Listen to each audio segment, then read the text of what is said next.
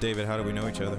Okay, so I know you because when I was back from the boat, I was seeing all these videos about codings and things, all the codings out there, and I was like, okay, so what is the best coding, or what coding I should use? Now we're talking about car coatings. We're talking about floor coatings. Yeah, car coatings. Ah, Yeah. so it's that ceramic coating, huh? Yeah. Okay. And then I was like, okay, so I remember I see IGL, I see Ceramic Pro, and I think I was CV3 coating, I think. And I was like, okay, so for IGL I gotta be certified. So Ceramic Pro I gotta be certified. I think from the other one too. And then I was like, okay, I call IGL.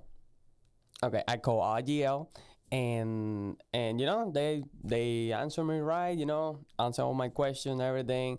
They say it was eco-friendly. I can do it, in the garage, things like that. And I was like, okay, that's probably the best for me because I do mobile. And so the Ceramic Pro, they sent me a mail, talking everything. A sales pitch. That's what Ceramic Pro does. They do a sales pitch all the time.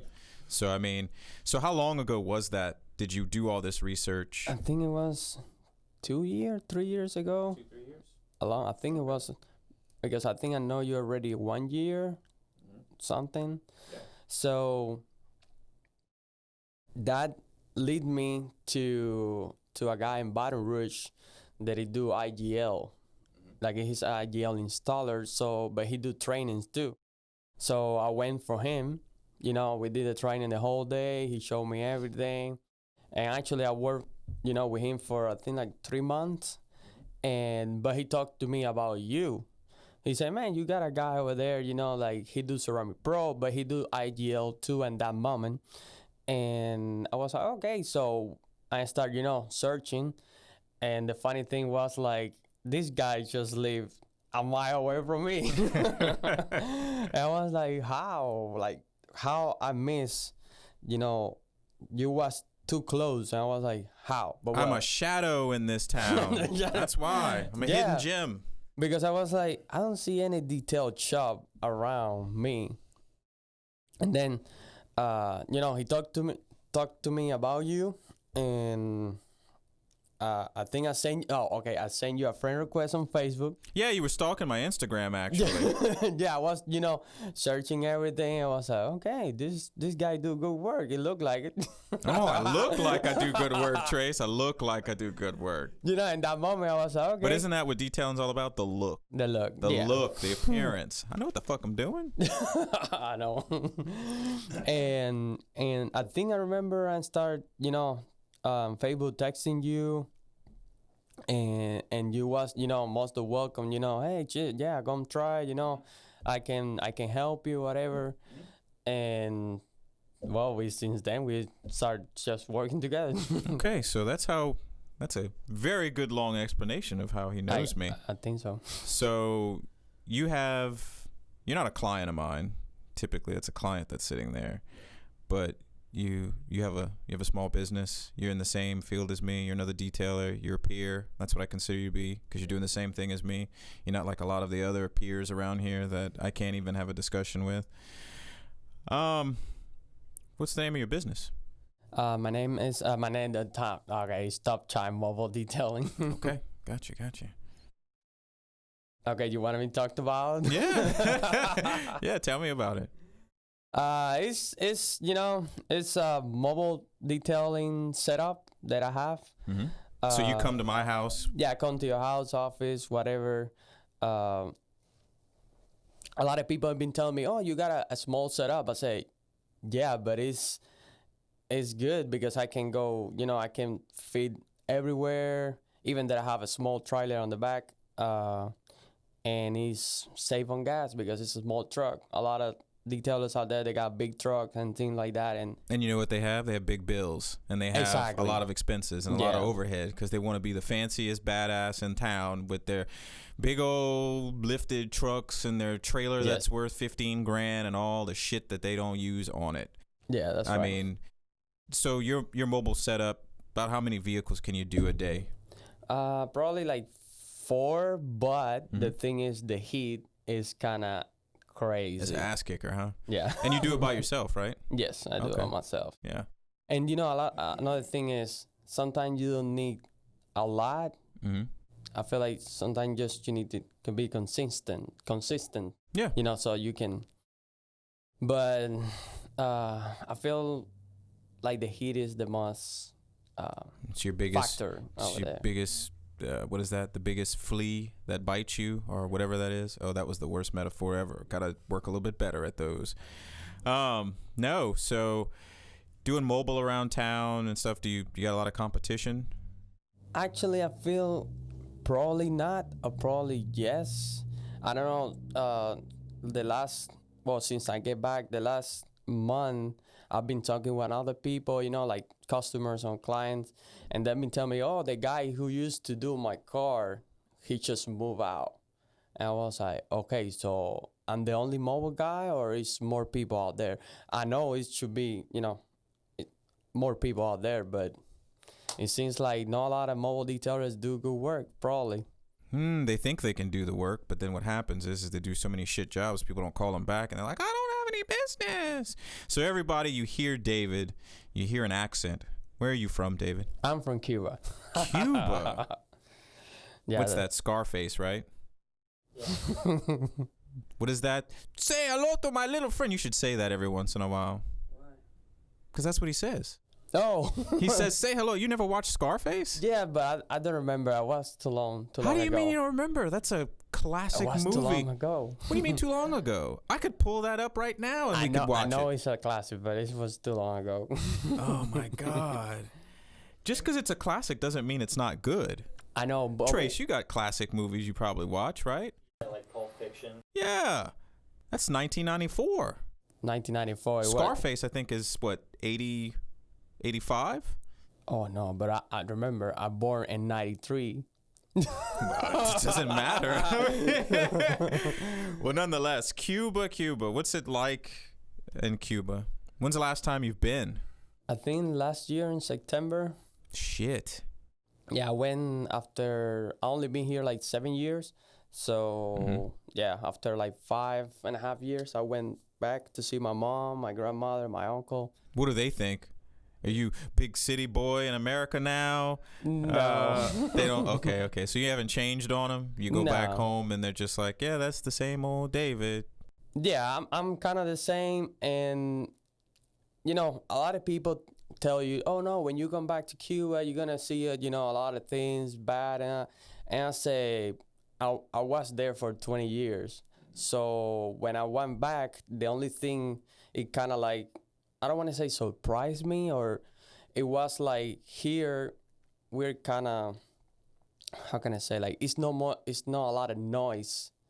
You know, in Cuba, it's a lot of people talking around all the time. The cars, they got more noise than the cars here. You know, because they got They're some older. old cars. Yeah, you got the good cars out there. That's the big tanks. Those are when cars were meant to last, Yeah. actually. That's why they still drive around with 1940 and 1950 vehicles that probably could fetch a good penny here. Can next time you go, you can bring some back with you? No, I can't. Put them on the boat and just, you know, that's a get lot of them here. money. I mean, it's a lot of money. It's probably not much in Cuba, but because they think that's everyday cars. They probably treat those things like regular Honda Civics here. Probably, yeah. We're the ones that value them damn things. But why didn't we take care of ours? I think probably because it's a lot out there.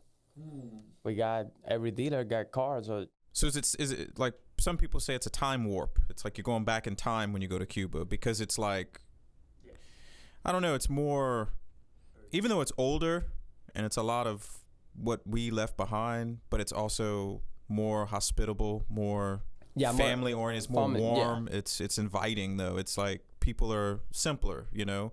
They care about each other. They care about their neighbors. Fuck the neighbors next door. They look at me funny, and I swear they're probably racist though, because I mean I wave to them and they just look at me, put their head down, and go inside. Well, fuck you too. Then I don't want to talk to you either. That's why your fucking grass looks ugly. Learn to fucking edge the sidewalk. Shit, fucking hate people. I actually offered to cut their grass, and they just. You fucking piece of shit.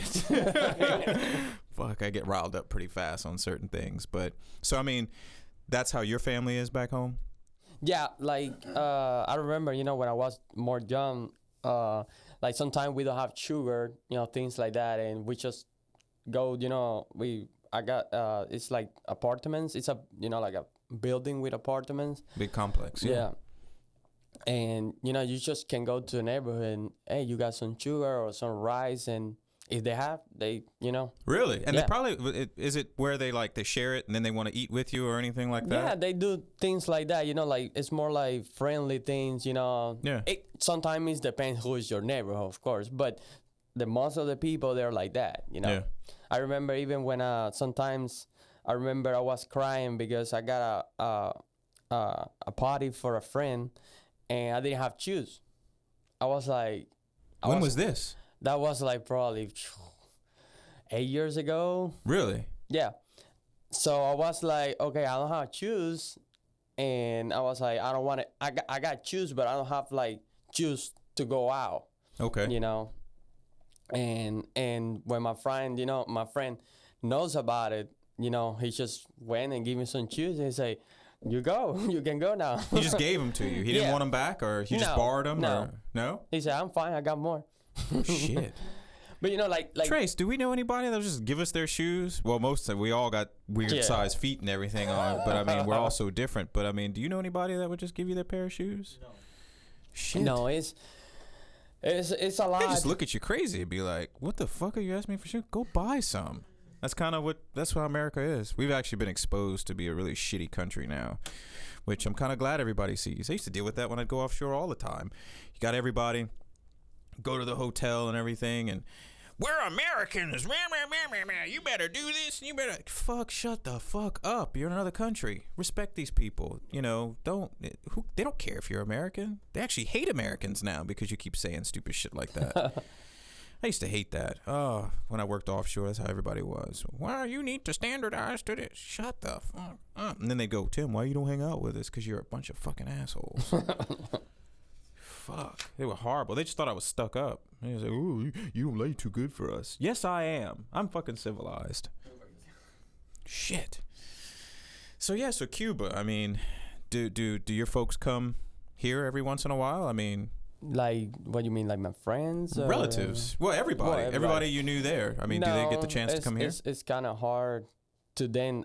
They can go, like all the different countries, but when it comes to United States, kind of different. You gotta be reclaimed or married to somebody, things like that. Even just to visit? Even though, what was it, the last administration opened up the borders and allows Cubans to come here and to go there? No, I think it's not like, I want to go to the United States. No, it's not like that. Can I just book a trip and go to Cuba right now? I think you can, but if they want to come, no. Damn. Because they're going to think, okay, why you want to go to the United States? Oh, you're going to stay in the United States. You don't want to go back because the situation right now in Cuba is bad. How bad is it? It's really bad. It's kind of like. Is it like when, like the Zimbabwe, you can buy $1 billion? You can get it's $1 trillion bill. I have one. I bought it. I bought it for $5. The Zimbabwe $1 trillion bill. That's how inflation has gotten really ridiculous there. Bread is like something like $400,000. It's ridiculous. 400,000 of their Zimbabwe dollar, and I mean the average person might make 100 in a month. 100 Zimbabwe dollars in a month. It's fucking nuts. Their inflation's gone to shit. Like their dollar isn't worth anything. It costs more to print the money than it's worth. Well, I feel like the thing is, like, for example, my uncle, he's a doctor, a specialist, and he only made $50 to $60 a month. And the thing is, what? Yeah. What? Yeah, he was talking to. No Ferraris in his garage, right? No. Holy shit. He don't even have a car, so. Oh fuck! Not even a Honda. No, but the thing is, like, he was telling me the other day, like, for example, he want to buy chicken. He gotta go to a place and he gotta do this long ass, waiting because there's a lot of people. And they got, like the chicken, like, one people is just like only two two things of chicken, for example. Like the whole chicken, Yeah. the whole chicken to split up among two Kinda, people, or yeah, or kinda just like- two families. No. Like for one person, it's like probably like just one, Ooh.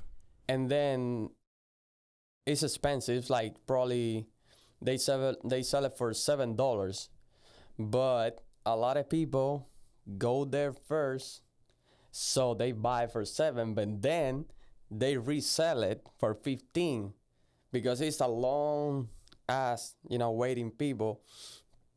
So what is the thing? If you can get it because it's too many people, and the chicken is Now you gotta pay double exactly. in the black market. Yeah. The chicken black market. Damn. So what is the thing? If you make 50 a month and you gotta pay 15 for one chicken. for 1 or 2 chickens, that are gonna last probably what 2-3 meals. Oof.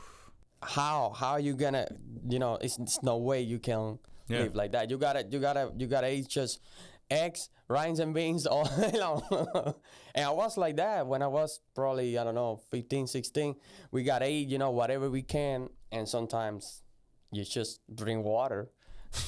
Yeah, drink water, so you can fill it up. And okay, let's see when it's next day what's gonna happen. So you wouldn't eat, you drink water to keep yourself full. Yeah. And it's I die. I don't drink water. yeah, I remember that. They got a Starbucks out there? No, and that's another thing. It's no any start. That's the part that I like about Cuba, because it's kind of virgin. It's nothing, I don't want to say nothing American, but everything is local. It's no McDonald's, no Burger King, nothing like that. But it's authentic, and it actually probably tastes better as well. Exactly. You don't have all that, what do you call that? The chemical stuff in it. And I'm addicted to this chemical stuff. Oh my God. Oh my God. Oh, what is that stuff that we eat, them tequinos? Oh, the tequila. Oh my God. So what you said is Venezuelan is what it is? I think it's That's a Venezuelan, yeah, I think so, yeah. Man, that lady likes me over there Yeah. at farm stores. Farm stores, giving you a plug there. That place off of the little highway in Scott. So I order 20 at a time, all the time. Usually my bill is like $25 for those. I paid half that. I don't know if she's starting to like me or something. Sorry, girl, I'm gay. I don't go that way. So, and then she gave me all these little. She goes, "Oh, we made a new sauce," and I was like, "I don't fucking eat condiments and stuff." She's like, "Oh no, just try it. We make it here. It's farm store exclusive." I'm like, "Yeah, well, you can exclusively take the sauce and give it to somebody else." Probably I'm gonna bring you to Patacon. That's the name. They do that, but they're more natural than the other ones. Really? Yeah. Well, you know what? I actually think, not to be spoiler alert over here, but I found those frozen online. They look just like it. You can get 50 for $25. You can order them online. I was like, I'm not gonna do that though. I'm not gonna do that to them. They love when my car pulls up because she now knows exactly. Tequinos, huh? Tequinos, Yeah. Now they got a little short, skinny dude there, and I had Katya, and he was like, "Here, give her treats." And stuff. Yeah, okay, yeah, all right. So I guess he's gonna find out that I'm going there all the time to eat those. They're not bad though. It's just some cheese and some tortilla bread or something. Some kind of a. It's like a thicker version of naan bread. You know naan? So yeah. I mean, so yeah. So Cuba, when's your next time you're going? I don't know. I'm kind of probably waiting for my wife to get the papers and things. Where's she from? She's from Guatemala. Whew. Is there a cultural clash between y'all? Because you know how Spanish people don't like certain Spanish people. It's like Asians. You got different classes of Asians. Like the Chinese think they're the best, and then the Filipinos are like the bottom of their shoe that they step on everything with. And is it kind of like that in South America and for Cuba and Mexico and all them places? I think like every Hispanic people speak differently. Mm-hmm. I don't know. It's like, for example, her doesn't sound like Guatemalan at all. Like, I've been talking with all the Guatemalan people, they don't sound the same. And probably it's because she left Guatemala when she was 14. So, and she met me probably 4 or 5 years after. But the thing is, when she get here, she went to school, so and for learning English. Yeah. So all the mix, with the English. So her accent is. There's no clash between like Cubans and Guatemalans, though. I mean, y'all get along, like say the families get along pretty well, or do the families even know each other? Seeing that your family's out there in Cuba still. Yeah, but I still have, I got my father and my brother here. Oh yeah, that's true. They're in Florida or something. Yeah, they're in Florida. Yeah, they come along. Yeah, I think the only difference between a lot of Hispanic people is probably the food, and probably some dancing, things like that. The funny thing, not to cut, the funny thing is the lady that's at the farm store all the time, she asked me if I was Hispanic. I was like, no. I only look good like you guys, but I'm a mutt. And I was like, but my buddy though, he's Cuban. And she goes, oh yeah, hard to understand. No. She did. She said it's very hard to understand you. So what is she? Is she Mexican or is she? No, I think just Colombian or Venezuela, one of those. Oh, okay. Honduras. I don't remember. From Medellin. Oh, Pablo. Pablo. Oh, Pablo. Oh, Pablo. No, the thing is, a lot of people say that Cubans speak fast. And I'm like, no, Americans speak fast. Really? Yeah. Well, you've got that language barrier of trying to figure out what somebody's saying. Yeah, that's probably the worst part, is because we got so many different dialects, and then you got these Cajuns around here, so it's like I'm like, fucking shit, Thibodeau Boudreaux, stop. So I mean, yeah, you gotta, I'm still butthurt about what's his name, the T. I sent that to somebody else, and I'm just like, can you believe this fucking cowboy bullshit? I mean, I wouldn't sweat it. I mean, if somebody wants to behave that way, then let them. Because it's funny. I can't let it go. It's part of our community, and it's gonna come back. It's gonna boomerang back to us. It's just then you're gonna be in a position. And then I'm gonna be vicious. I'm gonna be vicious. I'm gonna be like, come give me a hug. I'm glad the camera was on you for that. There's another 30-second clip that I may not use at one point in the future. Yeah, I'm mad. This guy's podcast is gone. He interviewed Dustin Poirier, fucking MMA champion. He's hot right now. Dude, hype it up. Yeah. He's a fucking MMA fighter. Fucking get excited. Yeah. Ask him what it feels like to get punched in the motherfucking face. Yeah, that's for sure. And then get back up and punch somebody else in their motherfucker. Yeah. I mean, hype it up. Give that guy the fucking energy that he fucking puts out there. He's you fucking twiddle dot fucking piece of shit. Sorry, that was on my brain. That's fine. And I had to let that out. That's what you put on the Patreon. We might have enough content off of just 3 episodes for fucking Patreon. Oh my God. So I mean, comparing your life before America to now, are there big changes between just say you and your family? Do they see you differently now that you've lived here and when you go back? No, they don't see me differently, probably because I always been kind of the same, The only thing I'm being. So they don't tell you anything about that Rolls Royce you just bought? I can't afford that. Oh man, one day. I mean, but yeah, so I mean, we always see on TV, somebody moves away from the small country or the small family, or not even small family, but a small town somewhere, and they're like, oh, well, you think you're better than us now, it's none of that shit going on. No. How can I say? It's just the way, the style of living in Cuba is so different, and a lot of people in Cuba don't understand. They think like here we making money, like crazy. Oh fuck, we're turning into a third world country. They don't even realize that. Yeah, but that's the thing. And when I talk with my mom and my uncle, because a lot of time they always, when they call, I'm working, and like, you don't stop. You're always working.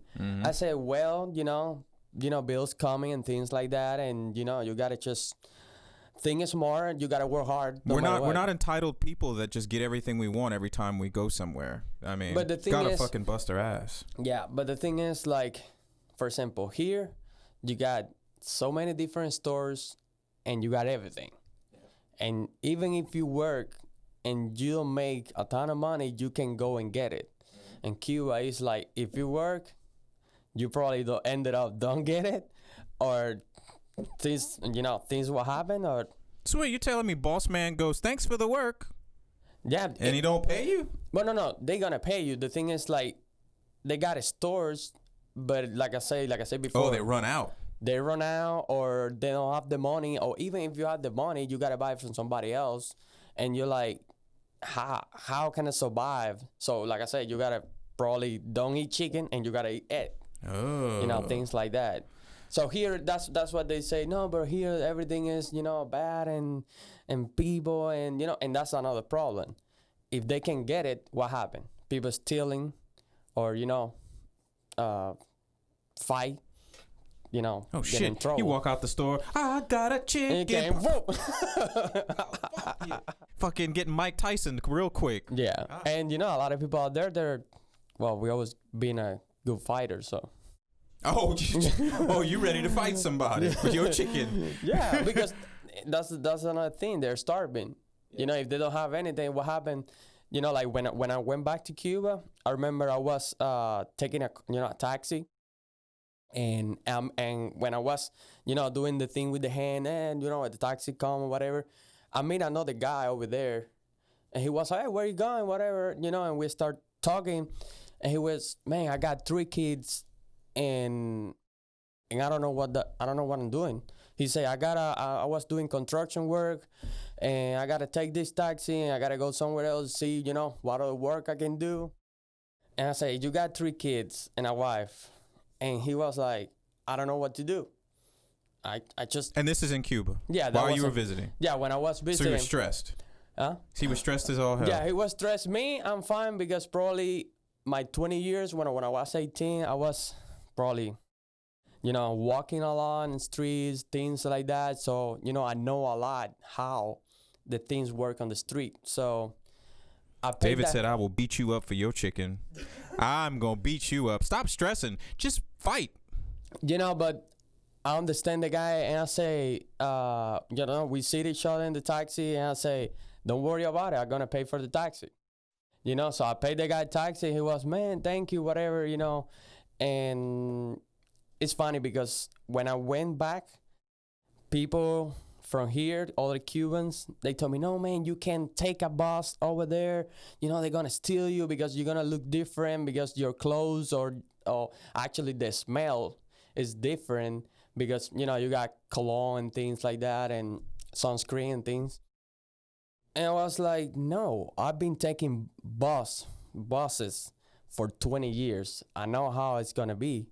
And they're like, "No, man, no, people are getting crazy out there." I was like, "No." I say, "I'm a Cuban boy, and I know how to, do things in the bus. And I know you got to always be careful, but I feel like it's nothing wrong with it, because you've been doing it for a long time." But these are people probably that they've left that situation, and they don't want to go back to it. Exactly. And they forgot where they came from, and they just, no, those people are bad now. All of a sudden, you're better than where you came from. And that's not even just in places like Cuba. That's even here. That's here. People forget where they come from very, very fast. And this is funny. I took buses, I walk like a crazy, like and with not my shit friends, happened to you. And nothing, even at night, when I went to see my uncle, he wasn't a chief in the hospital. I went to see him at night, just walking. And I say to my aunt, I say, "This is the same Cuba, just with, a little bit more cars, because now they got new cars like Mercedes. They got the Tacoma Hilux over there that we don't have here." Oh, the Helix. Yeah, I've seen that.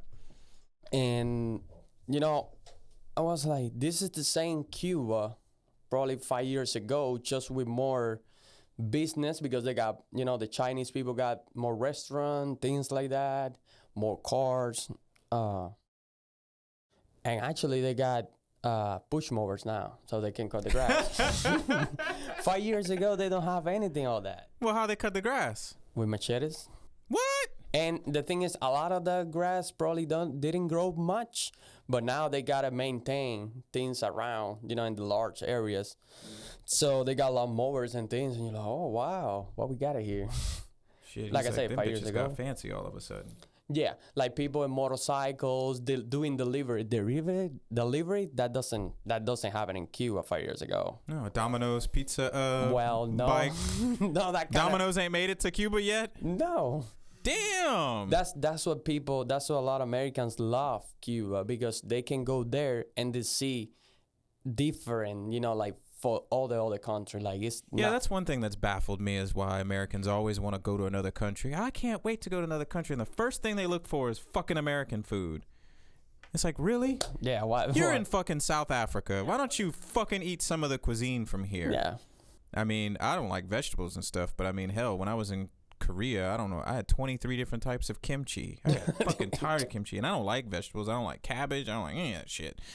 But I tried it because, I mean, it's the delicacy, and they're like, oh, well, this one's a little bit different in this area. You go to Ulsan, and they got their own type of kimchi, and then you go to Busan, and they got another type of kimchi. You go to, oh my god, there's two, it's outside of Seoul. You go there, that's another different type of kimchi. But yeah, I mean, I just couldn't. I mean, now I will admit, I looked for Quiznos because I just needed something that was not kimchi. But I mean, that wasn't the first thing I looked for. I was like, hey, what do you guys eat? What's the cuisine here? Let me just get me exposed to it, and then give me a dish of this vegetables. I was like, oh shit, here we go. Worst thing I ever did was eat that darn black egg in China. Black egg? Ooh, that fermented black duck egg. Oh yes. Worst mistake.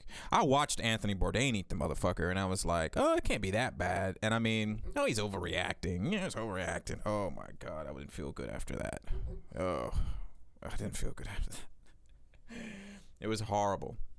So back to detailing, though. Okay. So you do that here. Did you do that in Cuba? Did you detail cars out there? Well, that's another thing. Look, I grew up not even close to cars. So how did you get into detailing then? Oh, that's another thing. That's another thing. Well, what did you do in Cuba for a living then? Okay, I was, I study. Because how old are you, David? What, you're 20? 27. Oh, you're 27. 20. This is the thing,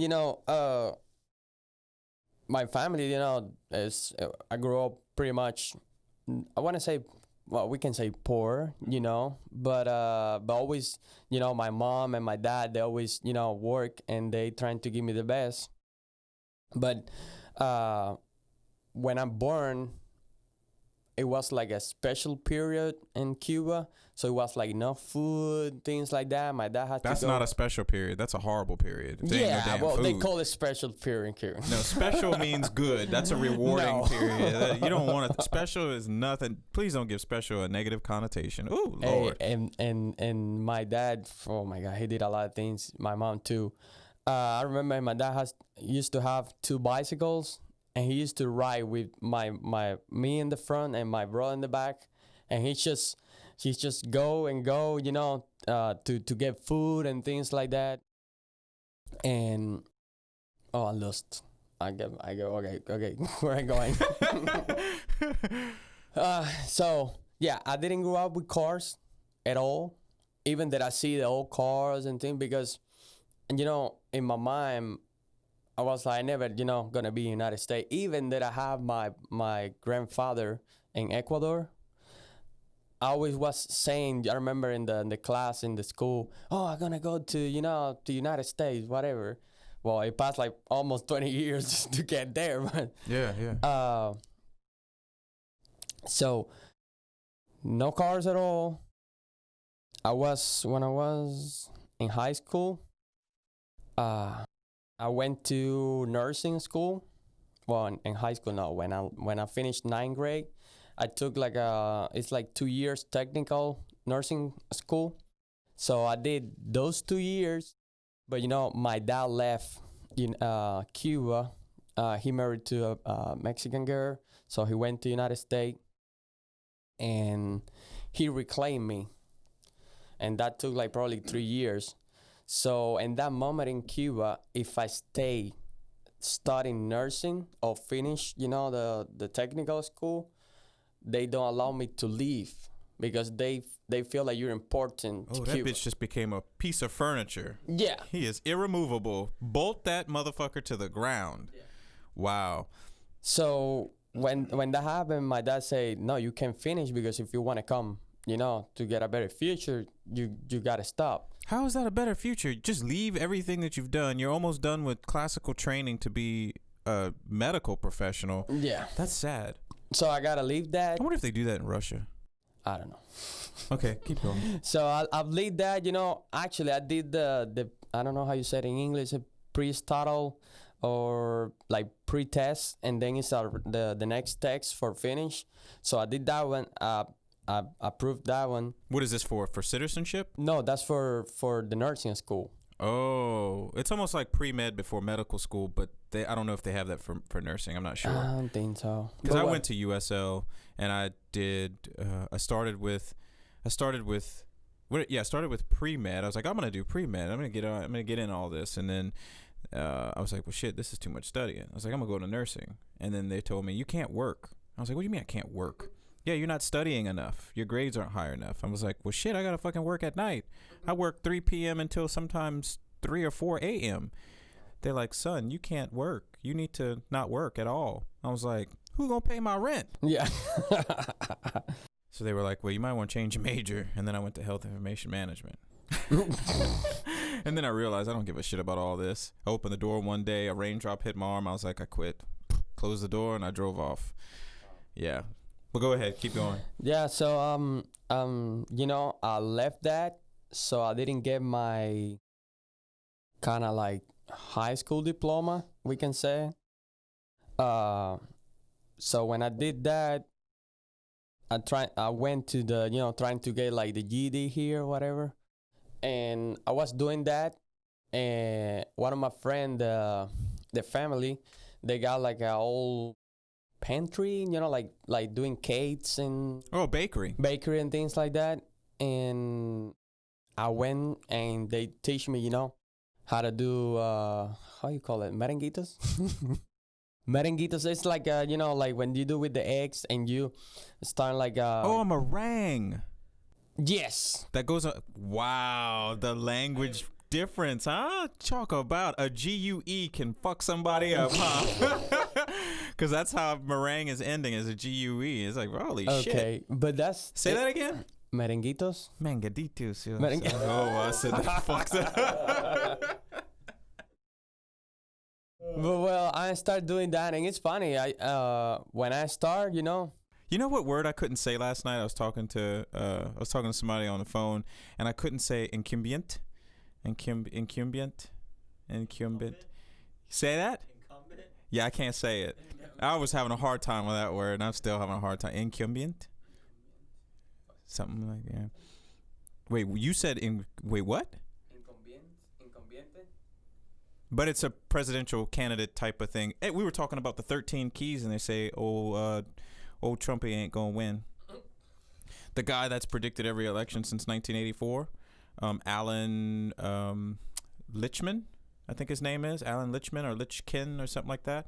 He's predicted every presidential election outcome, and he's been right since 1984, since Reagan's re-election.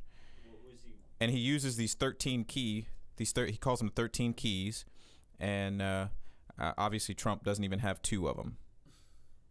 So who's he projecting? Because I feel he's projecting Biden to win. Not Trump. He said there's the lady. Oh, Joe Jorgensen. Okay, so I understand everybody. I understand the Libertarian Party. I understand that we don't need a 2-party system, but there's no fucking way right now anybody needs to give her a vote. Yeah. I understand you want change. We're at a point where we're going to lose democracy completely. So we got to get our democracy back before we can even allow another party to, not even say allow, that's a very, very entitled way of saying it, but we don't even have decency to allow another party to take a market share at all. We have somebody destroying it. He's trying to become president forever and shit like that. Yeah. So don't vote for that fucking hoe right now. I can vote, so. Wait until next year. I mean, next election, when we have democracy put back in place, in my opinion. That's how I feel. Because you're going to throw this whole fucking third-party vote, 2, 3, 4%, lose, and then this fucking jackass will get the whole goddamn electoral college again. But I don't know. I don't think it's going to happen. I really don't. Yeah. Oh, so what was I talking about before we went off of that? Yeah, we was talking about when I left the nursing school. But you were in the States, though. Yeah. Did you make it to the States yet? And you're working in the bakery making meringues? Yeah, but that was in Cuba. Oh, so you made the meringue pies in Cuba? Yeah, the meringue pies. Okay. Yeah, I was making that, and I remember. Yeah, I was making that, and I think I spent almost a year just doing that. And I remember I was doing that in the morning to 4 o'clock, then do workout, and then go to the school at night. I was doing that, and I started doing martial arts after that, and I was just getting crazy with the martial arts. Yeah, because you were beating up everybody in the streets. Now you just become a pro at it. No. Oh, I know how to really kick somebody's head off their shoulders. No, but I think that helped me for everything that I went through after. And, like after when I get to the United States, because my body was, I was more focused. My body was in shape. Even that I was 160 pounds, I was skinny as hell. That's me. Well, yeah, but you're tall. You're taller than me. That means I'm even skinnier. Yeah. Shit, the weight distribution is like, instead of this, I'm this. So a good wind and I'm blown down. Fuck. Now, I think I'm 164 now. So forever I was 158. I'm stuck at 158. But yeah, I did that, and it's funny. One day I was the name of the martial art is Chinese martial arts, so it's Wushu. That's the name. That's what Bruce Lee, Jet Li, Jackie Chan did, and after that they did Wing Chun. But what's the difference? The difference is like Wushu, the sport part is a lot of jumping, and they call Tao Lu. You gotta do it in 1 minute and 20 seconds. It's like a performance of martial arts. It's like, like karate got the performance, Wushu got their own performance. But the fighting part is Sanda. They call Sanda. So so the fighting is separated from the performing? Yes. Like when you do the performance, you don't fighting. It's pretty much you doing all the things. Is that the same thing that I see where, and I think it's mostly women that are doing it, and they're doing that, they're moving fast, and I don't know how to describe it, but I've seen some videos, and it's pretty fucking badass, but they have that pole, and they're yes, yes. But I'm talking about it is highly choreographed. One fuck up, choreographed. You hesitate, and you're done. And you're done. Because that little blade looks sharp. Yeah. That looks like no joke. So is it similar to that? Yeah. It's a choreography that you do in 1 minute 20 seconds, but you gotta be really trained for do that. You gotta run a lot, because if you don't, your body takes a lot of stamina, dexterity to keep going. That's what we used to run, like 5 to 10 miles. One day just running. Now, is that something a lot of Cubans do, or is no. that stuff that you just picked up? I just it's funny because my friend, we was in the house. They put this show at 2 p.m. I remember that 2 p.m. that is about martial arts, and they always put a movie after, and the movie was about Wing Chun, and the name of the movie is Ip Man, and we was watching that and was like, we want to do this, and we just the next day we went to the Chinatown in Cuba, and they was doing no Wing Chun, but they was doing Wushu. And we would start doing it, and I remember I was, how can I say, unflexible, like my body didn't have. Stiff. Yeah, I was like when the teacher see me trying to stretch, he was like, "You look like an 80-year-old man." And I was. And how old were you? I was like 17, and he was like, "What?" I was like, "No, wait, why you say that?" He said, "You can't be that stiff, if you're 17." I was like, well. Was it stiff just from not exercising, or was it stiff because you were just tense? Probably tense, but I was doing workout. I was lifting weight. you know. And when I get there, you know, about flexibility and things like that. And I remember the first class that we did the next day, I can even walk down the stairs. I gotta hold my legs like crazy. And I was like, they whooped his ass, Trace. Oh, they man. whooped your ass. But I was feeling, you know, the next day I gotta, you know, actually, it's funny. Me and my friend, we gotta go to the place.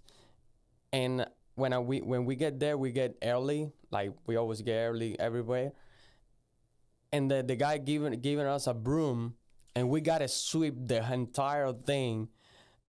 Well, how big? What entire thing? I don't know how many meters. Is it like a big gym, or we can say a big gym, you know, but warehouse the size of the shop, or twice as bigger big? than that, bigger than the size Like of the shop. 5,000 square foot. I don't know how many square foot. There's just a lot of shit you had to sweep. Yeah, a lot of dust because it's not even like closed. It's like open, so you got dust on the floor, and it's like cement floor. So we was sweeping. I was like, "What the hell we sweeping this floor?" And then I realized, because I did that for probably 6 months, I would just get there early, sweep, and I realized, I was like, man, this sweep. But then when we start doing movements and things like that, I was like, man, doing This is the easier. Broom, I said, this is easier. I said, all the broom that I've been doing. So he was indirectly training you. Yeah, I was like, wow. To be better in class. And I feel like, you know, like old martial arts, like everything, you know, like even picking up things.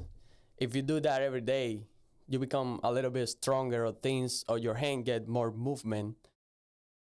And I was like, okay, what is, you know, all this? But well, we did that. And one day I was doing this choreography. And when I finished, an old lady, you know, called me, and she was saying, you know that when you do that, you look like a dancer? And I was like, what you mean? And she said, yeah, why you never try ballet or things like that? I was like, no, I never tried that. And she said, I'm going to give you this address and you can go and check it out. And I was like, okay. So the next day I went to La Habana. I used to live in El Vedado. Where's that at? So we're still in Cuba then? Yeah, we're still in Cuba. And yeah, we don't go nowhere. Oh, shit. So I went to this place. The name is Retazos. Retazos is like a pieces What's of... the capital of Cuba? La Habana. Havana or La Habana? I think now they call Ciudad de La Habana or La Habana. I don't know. It's the same thing. What's Havana, though? I always hear about Havana. Havana is when all the old things, you know, all the, like we can say the downtown thing, you know, where we got all the places, hotels, everything. But that's not the capital. Yeah. Oh. So Yeah. I'm still confused then. I think that's Ciudad de La Habana or La Habana is kind of the same thing. H, though. Havana. Yeah. Yeah, with H. So y'all don't say H, you say H is an L? No, H. We don't say the H. We just say Havana. Havana. The H doesn't have the sound. Okay. Is that across the whole language of Cuban? Are there any H's or? A few, I think, but the H, it's just... Or it depends on how it's used? I think so. Kind of like how we have silent letters and stuff like that? Yeah, like a silent letter. Okay, Yeah, gotcha. Okay. So I went to this place, and I went there, and I was like, this is similar, like martial arts, like the one I was doing, because in this martial art, you got to do a lot of, you know, moving with your hands, and it's like Tai Chi. And it's a contemporary dance. I went there. I said, well, I want to, you know, start dancing here, or, you know, learning or whatever. And they said, oh, it's going to be like 40 pesos cubanos. That is like $2 a month. So it was nothing, pretty much. But how much did you make a month, though? Well, in that moment, I was doing the baker thing. So I was doing pretty good with that. So I was doing probably $30 a month. Would you have made more detailing cars? But you never thought of it, though. But no. Let's think, though, if you would have detailed, what would a detailer make there? We're going to get back to ballet, but I'm just curious. In that moment, no detailing. In Cuba, it wasn't detailing. So you're telling me Pops wouldn't be outside washing his car and think of, let me go wash the neighbor's car? Probably it was somewhere, but me, I didn't have, You weren't exposed to it. yeah. Actually, I feel like right now is when they got that industry on Cuba. Like now they have car wash detailing thing in Cuba. When I was there, Is that just because it might be considered even just a basic car wash, just like a luxury maybe? I think now I feel now that they have that because they got new cars on it. Okay. So now they have to keep those cars clean, wax, things like Well, they that. don't have to. They want to. Because once again, that's a luxury. That's also wasting water. I would think that there's some resources that they wouldn't want to do there because they're limited on resources. Okay, so go back to ballet. Yeah. So I started doing the contemporary dance, and when I was doing that, I said, "Oh man, life is crazy." When I started see, there we doing go that, with that crazy word. Boy, he loves. Oh, y'all, David's gonna say fuck a lot. He's gonna say crazy a lot. it's just how, if your mind think. I know you kind of more technical about that, but me, I'm more, I don't know, spiritual about that. It's funny because when I was doing that, one of my friend, he said, man, they got this course in a Vedado close, to my home, and we can do, like modern classic, ballet. We can do,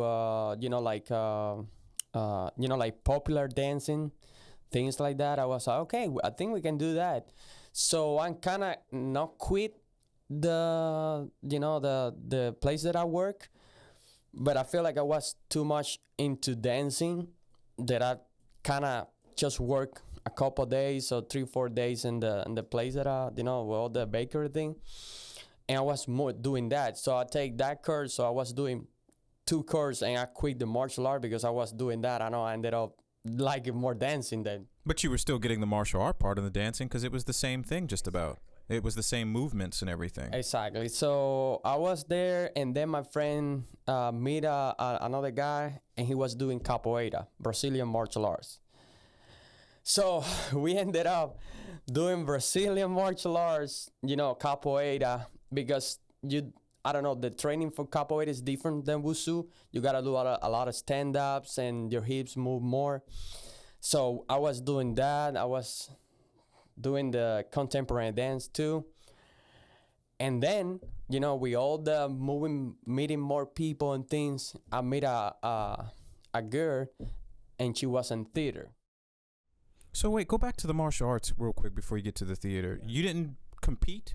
Like you weren't trying to go, you just liked doing it for the exercise, for just better body movement and stuff like that. So you never thought of competition? Because we got MMA now, and that's just like, oh my God, as soon as you start. Doesn't happen. In that moment, it doesn't happen at all. Actually, the only things that happened in that moment in Cuba was like clandestine, fights. Like if you want to fight, What is that, like street fights or? Kind of like that. Oh, like back alley brawling and shit like that. What was that shit used to be? What's his name? God dog it. That guy that he used to be fighting in the backyard. Big bulldog looking black guy, but then he went to the MMA thing and they whooped his ass. Kimbo Slice. Boy, he was a badass, knocking everybody out in his neighborhood and shit. And then he went into the MMA. What is that show called? It's the reality MMA show. The reality where they all get in a house and they rile themselves up, and then they beat each other up, and they try to get a contract to be an MMA a pro fighter. But yeah, boy, he got on there and got that ass whooped. Boy, he was knocking him out on phone, but boy, they was knocking his ass out in the ring. I bet it's not the same. So y'all had just fighting in the backyard type of shit. It was like, just getting better on that, and I don't know. I remember I ended up running 10 miles with my friend on the street, just running with barely not shoes. I remember the shoes that we have, they got like this thick thing. Why do I think of flip-flops? Why, for some reason, I think they're running with some damn flip-flops. Let me tell you, a lot of times when I was walking in Cuba, It was just from flip flops and just walk. See, I was right. That's why my feet are too wide now. That's what I call crazy. That's crazy. Hey, but it's fun when you just walk and walk. That's not fun. And fun about that, you feel everything you step on. I Yeah. can't step on a pebble on my concrete patio without going, fuck, shit. Fuck. Fuck, I hate that. I hate stepping on things. But yeah, and I went to theater, and I was doing theater too, and I love it doing theater. Mm-hmm. Is it the performance thing that you like, or Probably, I don't know. It's just when I was talking with this the teacher, for theater. Well, when he see me, my friend, he was, oh no, you guys keep off. Come on, let's go. We can do things. And probably because we was in shape, I don't know, we young, and I just. well, you were teachable. You were learning at the same time, and maybe Yeah, he could mold you into being a better performer. Yeah.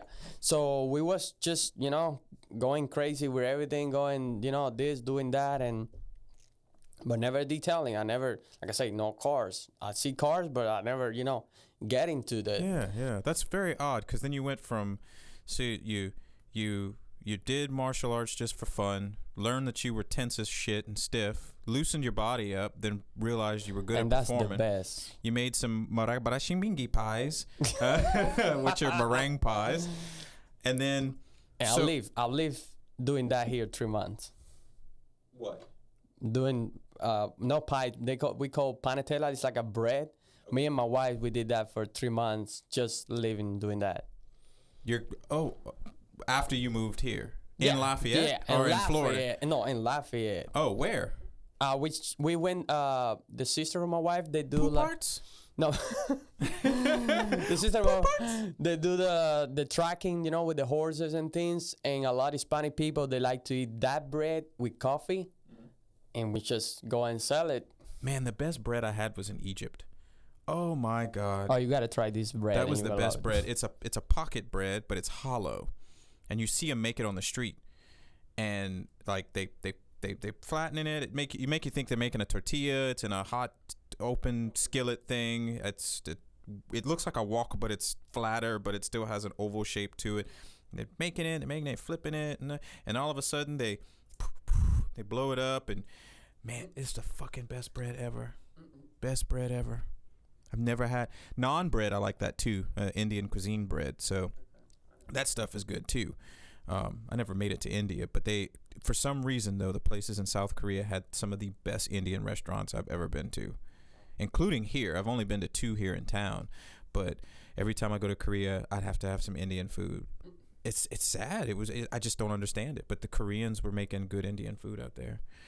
So let's talk about how you got into detailing then. You did all this other stuff. What made you go into detailing? You started your own business too. So you didn't even work for somebody. You started your own business. What made you decide to do that? Okay, this is the thing.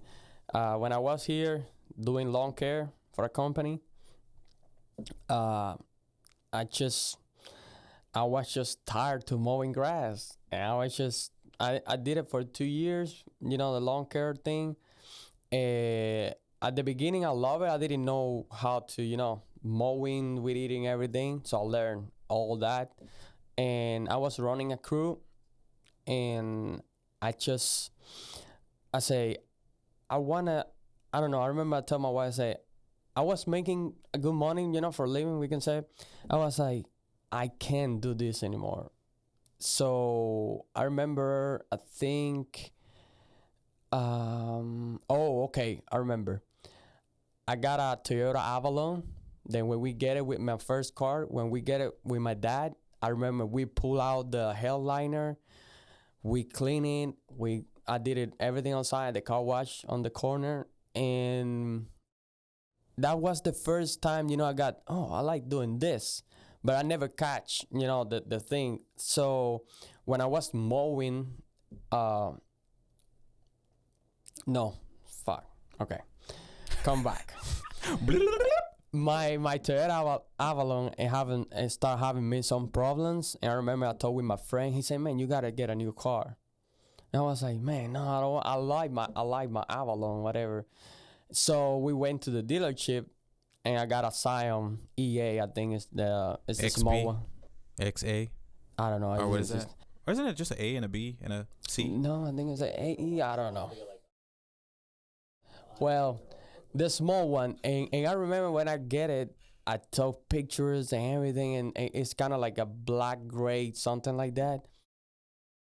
And I was like, man, this paint, how can, and start doing watching videos on YouTube. I was like, I didn't know it was an industry about this.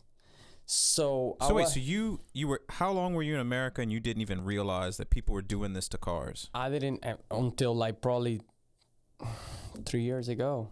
What?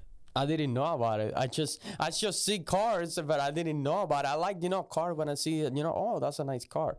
But I never, think about it. So I went to lawn care, and I remember I was like, okay, how can get to this?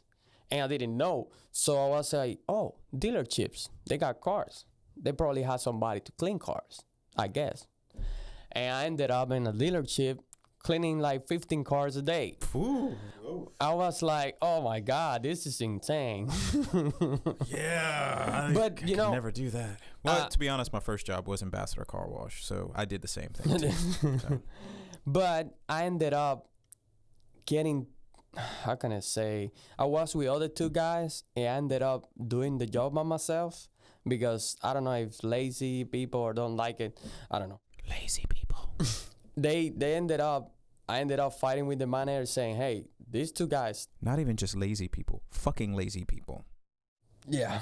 That doesn't mean they're humping in bed type lazy people. Well, they just don't pay much, people. so a lot of people don't, probably don't care. No incentive, yeah. Yeah. So, and we was doing in the back, with a little bit of shade. And I was talking with the manager because I started seeing videos on YouTube, like water spots, this. Okay, you can do this, and you can do this to the paint. And I ended up talking with the manager, hey, if we can get a better setup in the back, we can do better thing. David, what are you talking about? I'm the manager of the dealership. I know what's better. Just wash 20 cars now a day. And we're trying to make money here. You're trying to make us spend money on something that we don't want to do. We're just get the bugs off the front of that car. And let me tell you, when I said that, he almost fired me. I was like, man, I'm just trying to get this dealer better. Don't tell me what to do, David. Go out there and wash cars. I'm the dealership owner or the manager, and I know what's best. And you know what I ended up? I remember that car. It was the Infiniti, the big one, the X, whatever. The Q. QX. Yeah, the QX. That the customer required detailing. I remember that's the first car I detailed. And I was so, we're going to say OCD, because I remember. You're meticulous. You were thorough. When we finished, I was like, this car is not, it need more. And when we give it to the customer, oh my God. I remember I delivered the car, and he was like, this is not detailing. And I was like, oh my God! I just give you the key. I was like, okay, I don't know. And that moment, I was like, I'm Hispanic. I don't even speak English. I just went out. And that's what they all do. When you get mad, you start saying something like, "Oh no, habla inglés. Oh no, habla inglés. Oh, what? Oh, taquito? Huh? Taco? No." I went back, and the manager was talking to me. I say, man, this is no detailing. I say, for detailing, you gotta spend. We did it in like an hour and a half. No! And I was telling the guy, no, it's no way we can do this. It's a big car, and I ended up pretty much doing myself. And I tell the guy, I say, we don't have an air compressor, we don't have brushes to pull things out. And and the interior. So what they give you? What were you doing the vehicle with? Racks. I only have racks. A rag? Yeah, like a terry towel thing. And in the videos on YouTube, I was seeing all these microfibers and things, and I was like, no man, I can't do the job like this. Doing this. And another thing that I ended up was when we was poured silicone-based TopShine everywhere. You might as well sprayed it on the whole vehicle. And all the black trim, it was covered on grease, and I was like, no. when I was watching all this video, well, water you're saying no now, but you didn't know then. Yeah, I didn't know then. But when I started seeing, researching, okay, water base, silicon base, this, that, I was like, oh, that's why when all the cars come back, they got like a whole black thing everywhere. I was like, oh my God. Even in the WeatherTech Max, we put this the dressing. What? Are you trying to kill somebody? Actually, let me brake hard. You're all in the vehicle. Oh, shit. God damn. And that's what ended up. I think they got a complaint with somebody, got an accident trying to get on the truck and slip. Yeah. I say, of course. And I talked to a man. I say, man, we got to get better products than this. So, David, don't tell me what to do. I'm the manager of the place. Just get the bugs off the car. And and we use a brush to scrub all the cars, so we swear all the cars. Every that's time, classic every auto time. spa. Every time you pass on Johnson Street and you see them boys out there, and then I remember seeing that GTR. It was idling right in front of the bay. That guy took that brush. I was like, oh man, fucking hell! I have yet to touch a GTR, and boy, it was going through that tunnel. Like, damn, you stupid motherfuckers. But well, I ended up telling, I was so pissed. I was making $10 an hour. I was telling the man, hey, we was 3 guys. I say, one of the guys don't work at all. He just there, and he say, no, show me some proof. I say, okay, I will call you when he's not doing nothing. I will do the car. So what happened? He get fired, and did you get more money because you got him fired? No. Damn, I David. say the same. Fuck. But I was so responsible to get the car right that I was like, I can't just let it be the car like that. But a dealership's not in business to make cars look good. I know. And then I ended up telling him, hey, we need compound, we need polish if we wanted this car look better than this. And he was like, no, I can't, have all that. I said, okay. So they got this little truck. They go to dealerships and they got products and scents. And I ended up buying the products from them so I can detail cars. But then I ended up, online seeing all these, websites and that I can, buy better things. So I was like, okay, what happens if I can do it at my home, and get a few people and things like that. And so, but I was like, I don't have the money for it. I was like, how can I buy all these products and things if I can't afford it, because I got bills to pay, things. So, did you meet your wife at this time? Yeah, she's already was in the van already. Wait, you had her in the van? No, I'm saying the van, like she's already was with me. Oh, okay. And I remember we was having a tough time. I bet you beat his ass because you already knew Capoeiro and all this other stuff and Wing Wong and Ching and all the other stuff. Oh, I forgot. I did ballet here too. So. Yeah, why? So, once again, I'm just curious. As you got to detailing and you had this other stuff that you could have done. This is the thing. Since my whole life, I've been having this cleaning thing, with my room and, when I was in home in Cuba. So I like cleaning things. So can we say you have a passion for it? Probably, yeah. You really want something to look its best? Yes. Within your knowledge base of knowing what's best, that's where you have a standard that you want to set for everything. But the thing is, sometimes, how can I say, people want to pay for it or something like that. Well, you know what though, when they see, when we're talking about David's business again, a few people got lost because we go all over the place, but with mobile detailing, they think cheap and that's it. Yeah, and they think you're a guy with a bucket and a terry towel. Exactly. It's kind of hard. Probably all the states, they know more about who is a mobile detailing. But the thing is, a lot of other detailers, they've been fuck up cars, and I did a customer, and the detailer before who did the car, she told me, oh, the guy did it in 40 minutes. I was like, I say, no. Wait. He did it the whole thing in 40 minutes. It got to be at least 4 guys. She say, no. She did it in 40 minutes. And when I see the car, it looked like I did it myself. I was like, okay, no, wait. I say, and how much did she pay him though? It was like a, express service. Probably, I don't know. I think she paid like $100 for that. Yeah, she got what she paid for.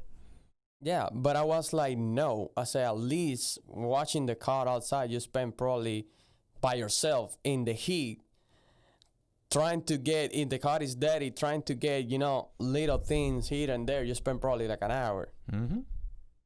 And I spent, I think, like 3 hours doing it by myself. And she was like, oh, you're the guy. I was like, okay. What's she mean by you're the guy? She's going to call you back? Oh, yeah. She already called me back. But the thing is, I feel like the industry, with all the people doing it, affects all the detailers. Yeah, because if they're gonna see, probably they don't gonna trust mobile detailers. Mm-hmm. Because there's the guy with with the rack and the bucket, mm-hmm. and they're gonna do in 40 minutes. Because they've been burned many times. Yeah. And that affects me. Probably, like I said, I know all the bunch of mobile detailers. But that's when they talk to me, I'm trying to, explain what I got to do, things like that, because people don't know. So one thing that I've based my business off of is always educating people. You think you've been trying to do that as a mobile detailer? Yeah.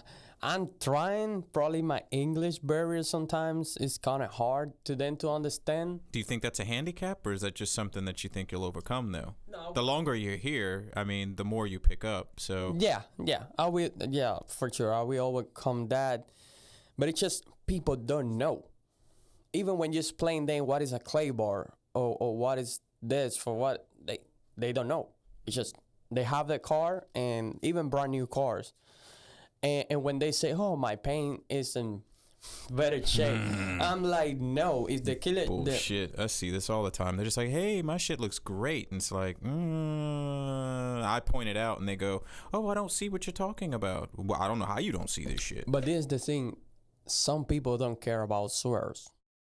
Good for them. And then they're going to wax their vehicle every fucking week because the wax doesn't make a good bond to the surface because you have all these imperfections that are basically not making a good smooth surface. Yeah, it's just, I don't know, sometimes people just hard. No, I think you just got a lot of people that are know-it-alls. They've been doing the same thing over and over again, and they think they're going to get ripped off because they've been ripped off, and they've got a bad taste in their mouth for somebody that says, I'm a professional and I can make your vehicle look good. They get really tired of that. But over time, you overcome that. I know I have. With my business. I don't know if you've noticed it just working with me. Yeah. I mean, because you've been in the shop, and there's a difference between the product that goes out of there and probably what goes out of other places. Yeah, I mean, what do you think with mobile detailing is your biggest challenge besides people not knowing what they're talking about or knowing anything about proper car care? What do you think is weird and wonky about Acadiana? I can tell you a lot of weird and wonky things about Acadiana, but I mean, what do you feel? Because I mean, you're mobile detailing, you're out there on the road. I'm in my shop now, built a reputation. I mean, I'm pretty much in a different level of detailing than most people in this town. But what do you find challenging for you? I think people understand what service what service I gonna offer. And like, for example, the other day I did a car and I was surprised because they just, okay, here's the key, this is the car, and I was like, okay. I was surprised, and not a lot of people just hanging out things. And I finished the car, and always I say, look at it, go around. And the guy was just, I know you do a good job. I was like, okay. So I was like, okay, how you know? And then he was, he said, "Oh, I'll visit your page and things like that," and he said, "And I know you work with polish by full attention to detail." Yeah, but that's not a challenge, though, Dave. That's a good thing for you. Yeah, but when I talk about a challenge for you, like, what adversity are you finding out there for your business? Oh, separated from my shop, let's just say before you even knew me, what was your biggest headache in this town? understanding and prices. Why do you think the prices? Probably because we're in Lafayette. No, I think it's just you got a lot of people undercutting everybody. Yes. They're just fighting to get that money, and then they don't care about quality. They just like, oh, if that guy can do it for 50, I'm gonna do it for 40, and then somebody else outbids them, so then they outbid that person because they just want that dollar. It's like, But that's what I'm saying. Understanding, even like a lot of time I say, well, I need to clay the card so before I can put a wax on it, and they're like, well, I don't want the clay bar. And I was like, well, probably the wax not gonna last what I told you, and it's gonna, it's not gonna burn the same, and things like that. And I say, and you got tar, you got roll film here, you got this, and I say that's an extra cost, and like, oh no, but I can take that with the pressure wash. I say no. Well, that's when you tell them, okay, well then why did you call me? Yeah. I love when somebody says, well, I can do it. Well, bitch, why the fuck did you call me? That's exactly how I feel. So that's the part that I'm trying. When the people asking me for like in and out express service, things like that, when I get there, the car is really trash, and I'm like, okay, look, I'm gonna take this out. I'm gonna take this out because with a regular wash, this doesn't come out. And some people understand, other people they just don't understand. And I was like, well, this is gonna do. I'm gonna like interiors. I say I'm gonna vacuum and wipe it down. And they think you're gonna do stain removal, things like that. I'm like, I say, if you got dog hair, if you got sand, things like that, I say that's gonna take me more time. That's labor intense. You're there for hours. You're there. Yeah. You're using my time. Yeah. That I could be express cleaning somebody else's vehicle. Yeah. So I mean, when that guy, to get away from, since we understand, of course, price and undercutting is what's your most challenging thing. So when you went to that guy and he was like, he knows that you are a part of Polished by Full Attention to Detail, how'd that make you feel, though? It made me feel, good, because I was like, okay. I was like, oh, they didn't know. It's, how can I say? You got to ready your reputation, about all the work you do. And I don't want to say surprised. I was just, how can I say? I don't know. I feel good about it. Like, maybe you feel relieved that somebody realizes the result that they'll get from certain places. They understand that there is a quality being delivered with certain names and things like that. Because I know you worry a lot about, oh, well, they don't even know what I'm doing and they don't understand this, I don't understand that. So maybe you thought this guy actually took the time to do some actual real research.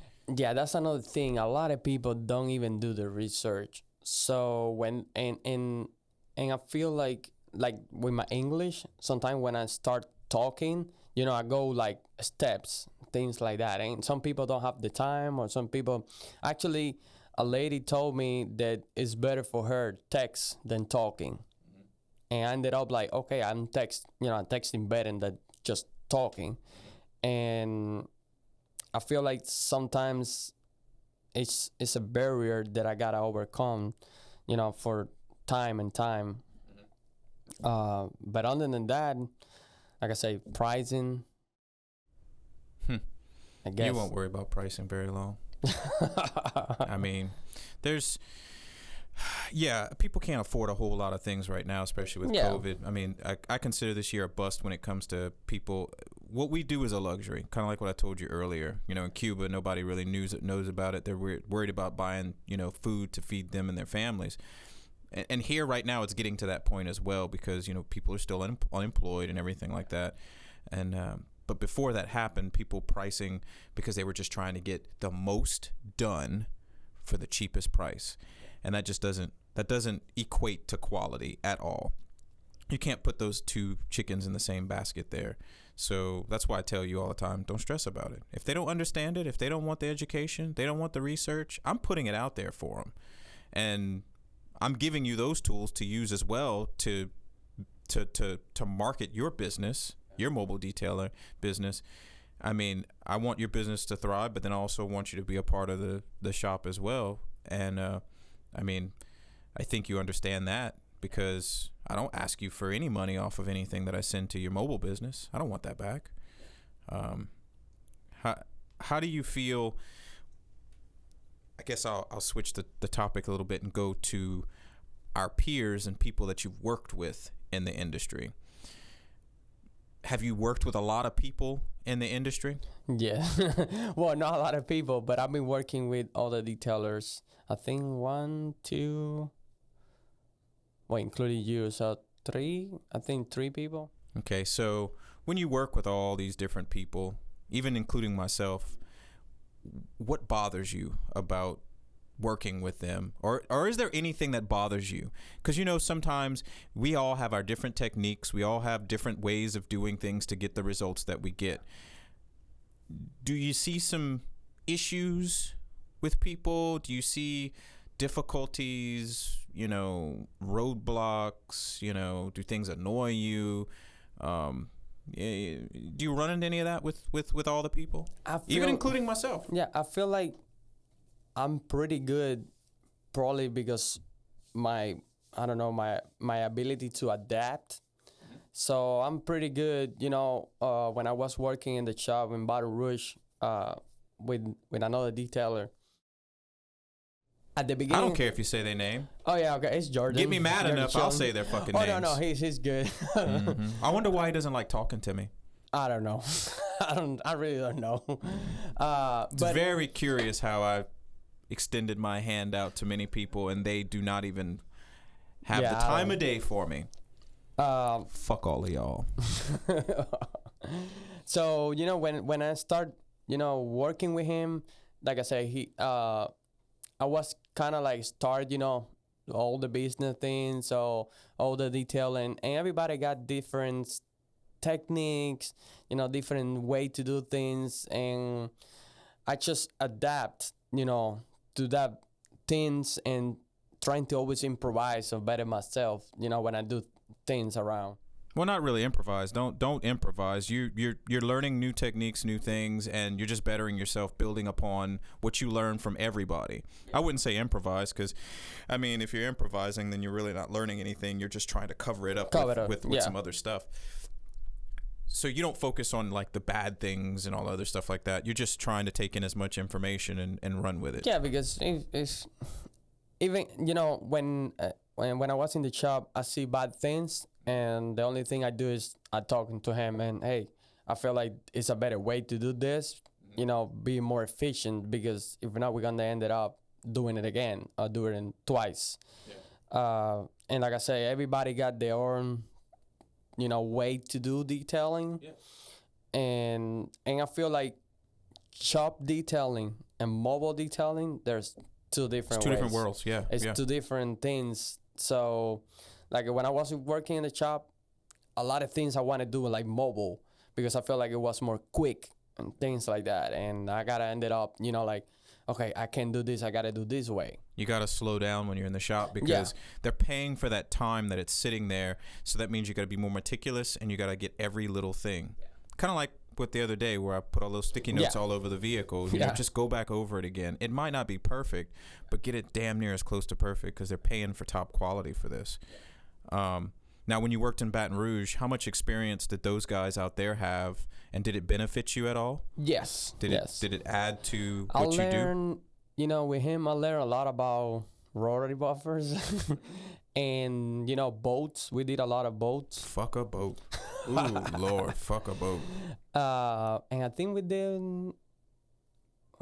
did well boats and RVs. They're kind of yellow coat, fiberglass kind of thing. And so I learned about that a lot, and I like it. I don't know. And that's why you liked the rotary, because that's the most, well, no, it's the most efficient, and it's probably the only way that you can actually get a gel coat to come out the way that it does. I don't fuck with rotaries, you know that. I don't fuck with boats. I don't fuck with any of that shit. I don't like that. It's not automotive. I only deal with automotive. I did a few boats and I couldn't stand it. It was just, I just didn't like it.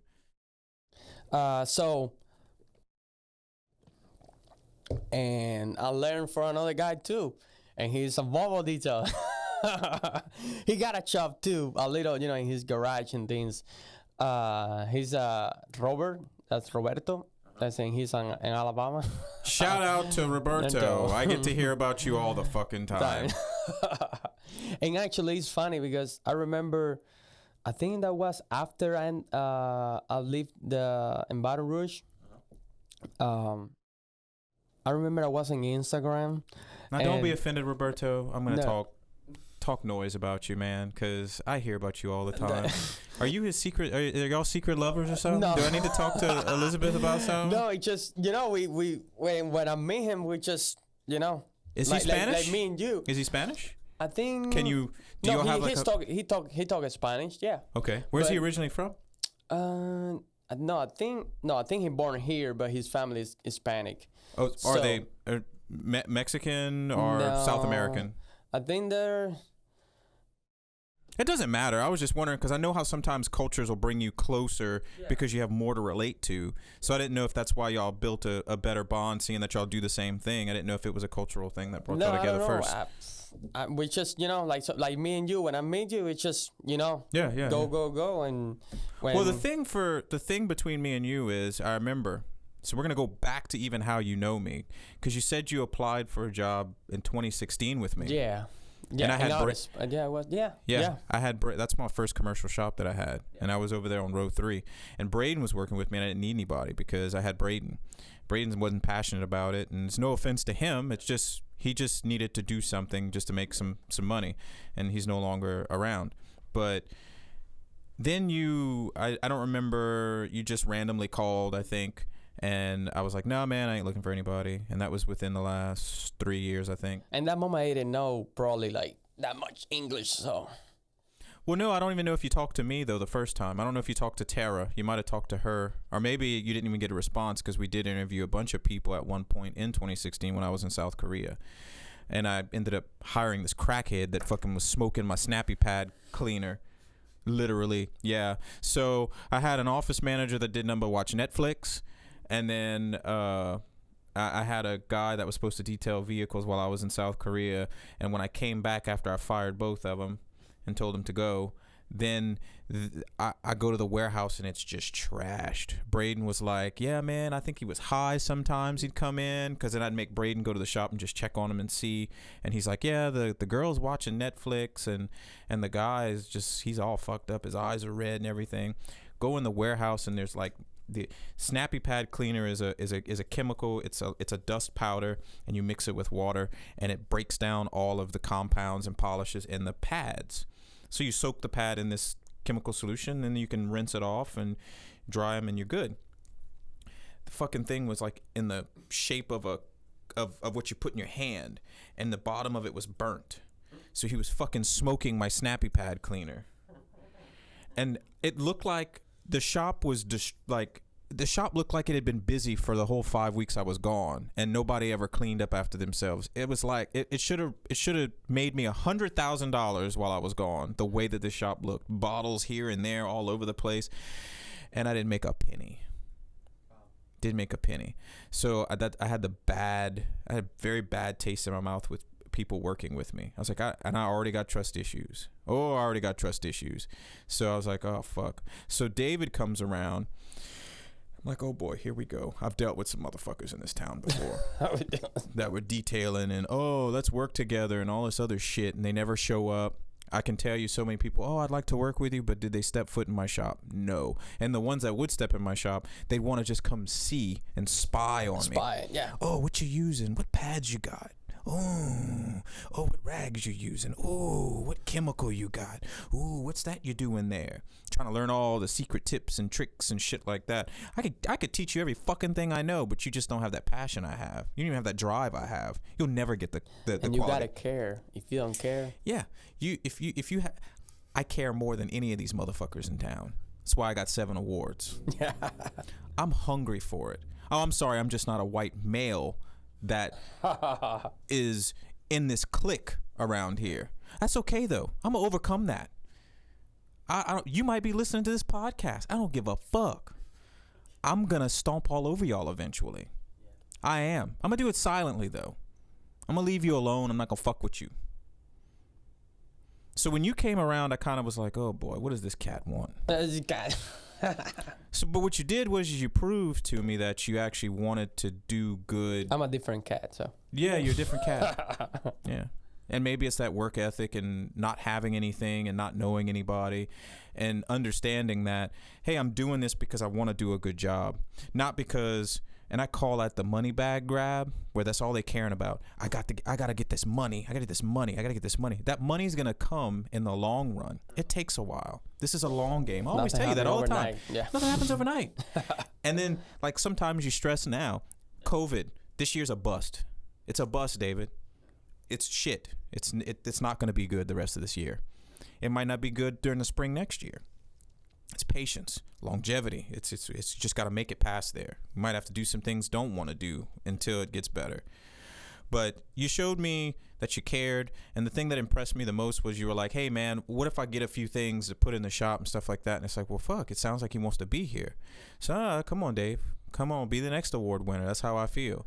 And then you're in the shop at all these weird hours and all this other stuff. I'm like, I could be like Dave and go, he's fucking crazy. No, but I know what you're doing is you're just putting it in. You're doing what I used to do.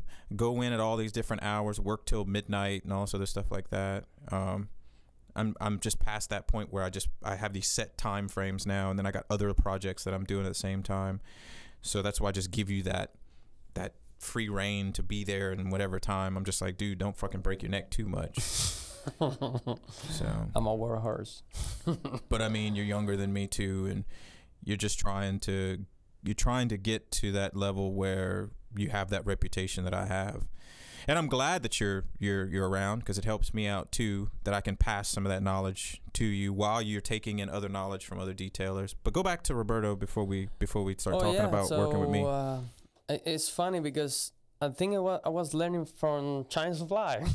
Oh, you love that fucking Shine Supply. I don't know the owner of Shine Supply, but fucking shout out to you, because this cat is stalking you on Instagram. Well, he's pretty good, okay. You know what he reminds me of, David, on this Instagram? Reminds me of them little gay guys that they stalk your profile and they like every freaking thing. And it's like, oh, Lord, I don't want that little dude. No, stop liking all my shit, because you ain't got a chance. That's what David reminds me of. He's stalking that Shine Supply guy because you hope to get some free products, probably. No, I'm just kidding. I know that Shine Supply's got some good stuff. Chop Top is pretty amazing stuff. They reformulated it though, so it's a little bit different. Yeah. So I was doing that, and I ended up talking with a guy on Instagram that his name and Instagram is the Dirty Mobile Detailing, something like that, in California. And I'm talking to him about correction. So I want to learn more. How long ago was this?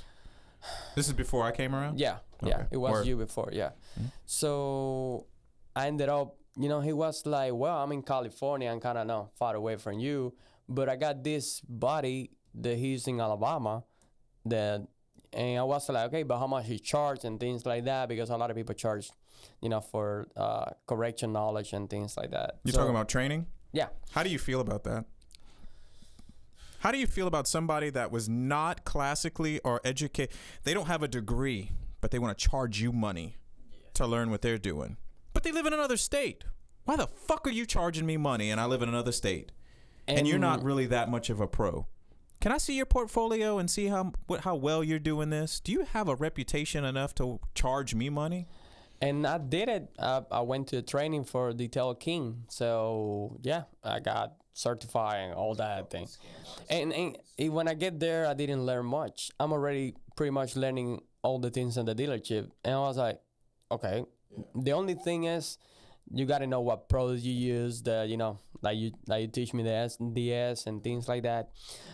So this guy, he texts me, he in Instagram for Roberto. I just call him and he say, yeah, man, you can come. You can stay, at home and for a couple of days, and I would, I'm glad. I'm gonna say, share the knowledge. Yeah.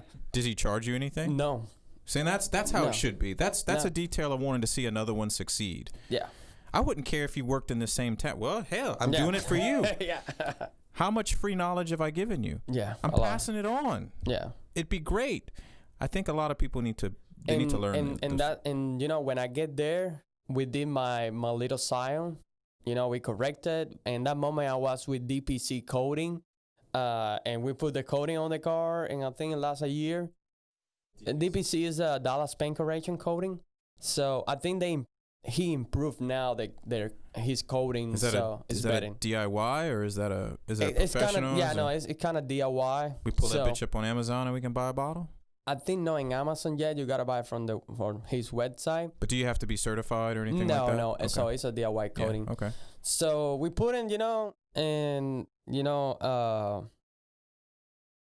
we talk about a lot. In that moment, he didn't have, her band. He was kind of like starting out, but he already worked for the company, detailing. So He was branching out on his own. yeah. So he was starting, doing all that. And like I said, we just connect and we just doing it. And Instagram lovers, liking each other's posts and stalking each other day by day. But he's like I say, how can I say, like he worked with all the detailers in Alabama. Yeah. So he's like you and me. We work together, it's work for everybody. We just help each other and we can go. We want to eat and exactly. And if you share the knowledge, it's like if I fall down, then you might be able to help me out and stand in for me until I can stand back up. That's kind of how it goes. It's a hand in hand thing. I mean, hell, it works hand in hand in so many different ways, even outside of detailing. Because what I've been doing, I've been trying to help you with Max.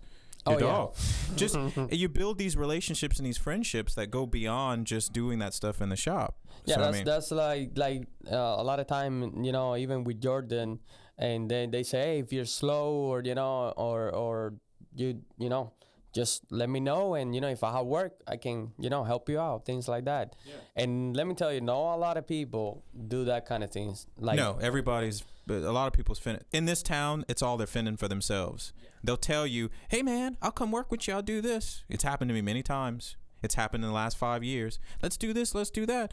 And I just get this weird, suspicious, funny feeling. And then you start doing some social media tracking, and you just start digging through everything that they're all connected to, and then you start finding out that they're just really against you. Yeah. They're just waiting for you to turn around. Because once again, like I told, they don't stab you in the leg. They don't stab you in the back. They don't stab you in the back of the head. And they want to kill you. Yeah. I dealt with that already. Now you fuckers can't even touch me. I done built the biggest fucking red keep, and I stand at the top and spit every once in a while. So. But yeah. It's me being silly, though. So, I mean, I can't remember where we were, David. Where were we talking about? We were talking about Roberto, huh? So, besides Jordan, Baton Rouge, I mean, you picked up good things from them. Yeah. So, now in Lafayette, did you try reaching out to anybody around here to learn anything before you found out who I was? Or no, since I'm, working with you, and that's it. That's it? I mean, do you notice anything that goes on around town that, we're not doing? I mean, is there something that you think that other people are doing better, or maybe not better, but just something that maybe we need to put an attention on that we're not paying attention to as detailers in the industry compared to what others around the area are doing? The only thing now that that you say that I like Instagram and all that, I feel like I joke with you about it. I mean, no. There's nothing wrong with it. It's just you see boy, your TV got a lot of static on it, and I just got to get you to stop watching the static station. It's just I've been seeing the detailing industry, the selling part, how it work. Kind of. What do you mean? Yeah, like how can I say? All these videos that you see, people doing and things like that. Everybody doing different way, but they're kind of almost the same thing. They just want to show the results, like the videos you do, with the cars, things like that. And sometimes, well, they like you say before, people like your videos because you're on them, so Engaging, teaching them things, just being Exactly. silly, being stupid, stuff like that. exactly. So I feel like that, sells a lot, probably because they see who's behind, doing the work. And how can I say? People like results. But I feel like more than the results, people like the process. Some people don't know. How can I say? Some people don't know. I don't know. Like, for example, if they see you running the machine, they're gonna be like, oh, that's cool. Oh, wow. Even if you just put like a So you telling me I need to hire a video crew to follow us around the shop? no, we can do it ourselves. I can do. I can film everything. But I just saying that. Doing more things like that. Like doing it. You're talking about action shots. That's all you're talking about. Yes. Just this is what's going on right now type of stuff. Like those guys in California. In the shop Wednesday. Fantastic Friday. And fucking hell. Oh man, that's. But those are people showing off, actually. They're just showing off that they've got these expensive vehicles in their shop. I know what you mean, though. We're running a machine, just showing, like, the correction process and things like that. But I want to say stop. I know it's probably a showing off, things like that. But I feel like even sometimes if you're doing, like I'm okay doing it in silent, but when you're showing that, I don't want to say all the detailers to clients, people out there that don't know you. Some people they say, oh, look this, doing this or whatever. But other people are like, oh, I wanted that to my car. I wanted that guy take care of my car. And that's the part that I feel like, well, we kind of already doing it, but I feel like we can get more, more to it. So we can get, I don't know, feel like more attention. Like you say, nobody knows I'm here. So like when you did my video for mobile, since I put that video out there, people start calling. So I was like, okay, so why we don't do the same thing in the shop, so we can get more attention. So when you go to, hey, Trace, do this. Pull up the browser real quick on our monitor right here. So click on, open a new tab. And then go to this little thing. Guys, we're going to fullattentiontodetail.com if you're trying to figure out what we're doing here. Scroll down. Scroll down. So, go back. Okay, stop. So these two videos. So when you click on that, what I do in 2019, I did that for a reason.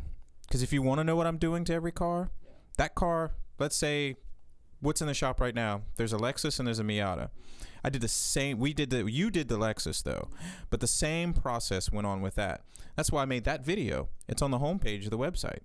I don't need to do that to every vehicle, showing that, oh, I do this and I do that. Nope, I did that already. You want to know? I give you a 3-minute video and show you that. But I'm not stopping you from doing it. So what would stop you from doing it, though? Do you feel restricted? You feel I don't want to do it? Or you feel scared to do it in my shop? I wouldn't stop you. If you want to do that, you can do that. I feel like we got to make it live. No, I don't do live.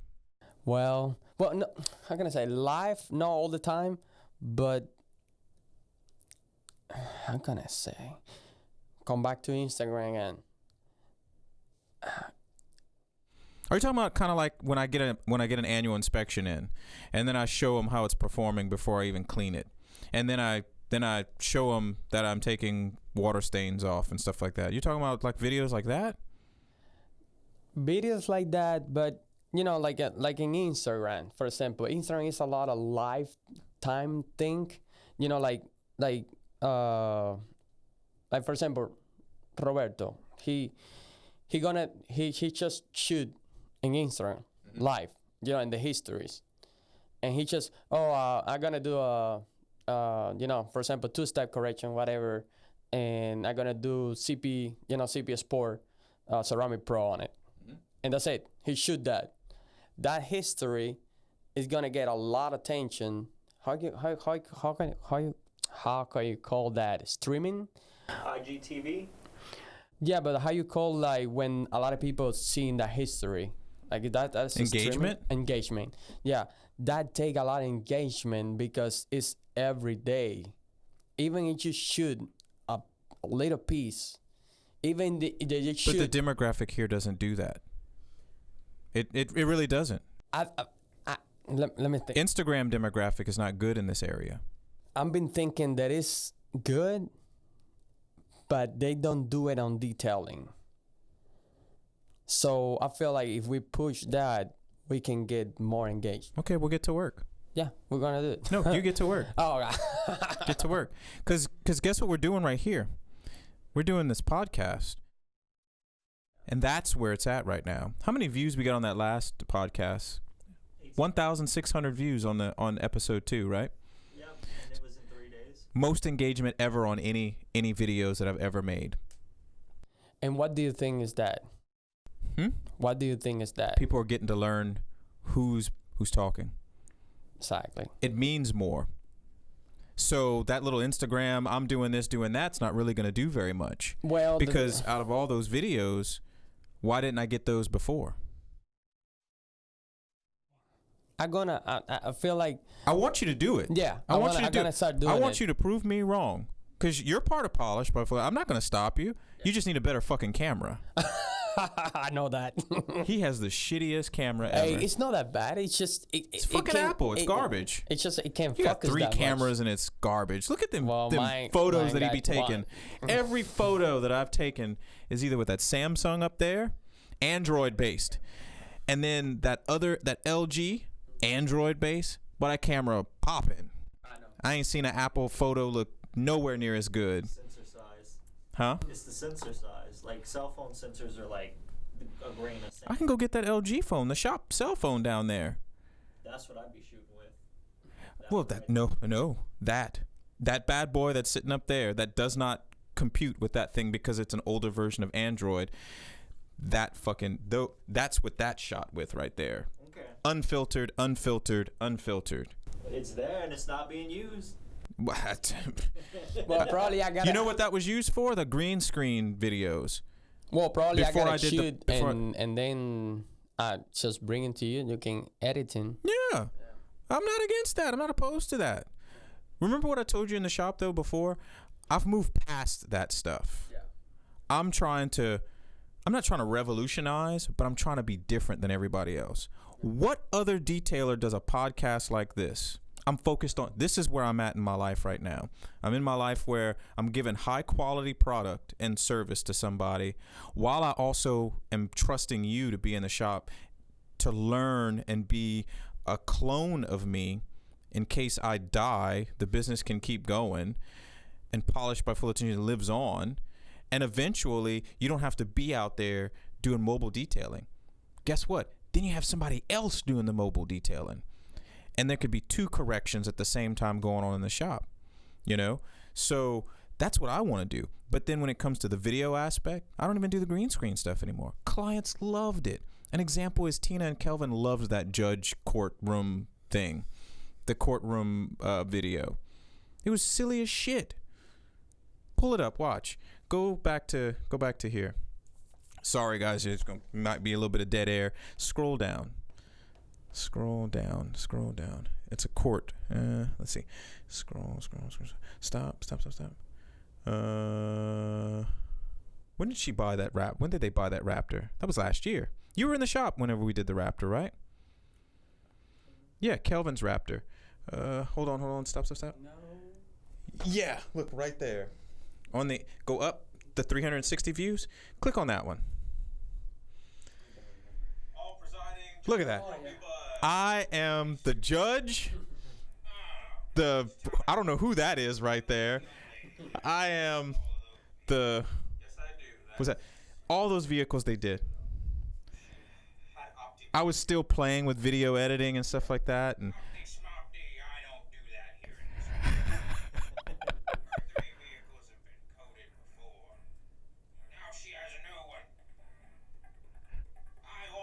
The old people's court music.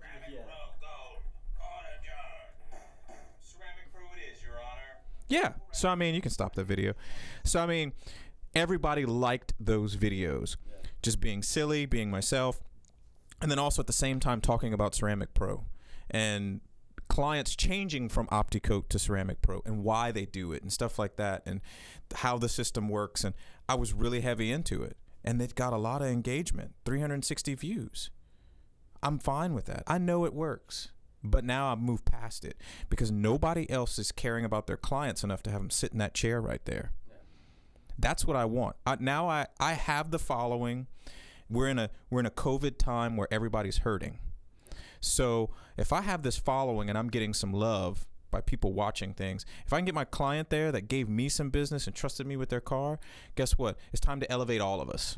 We all need some help right now.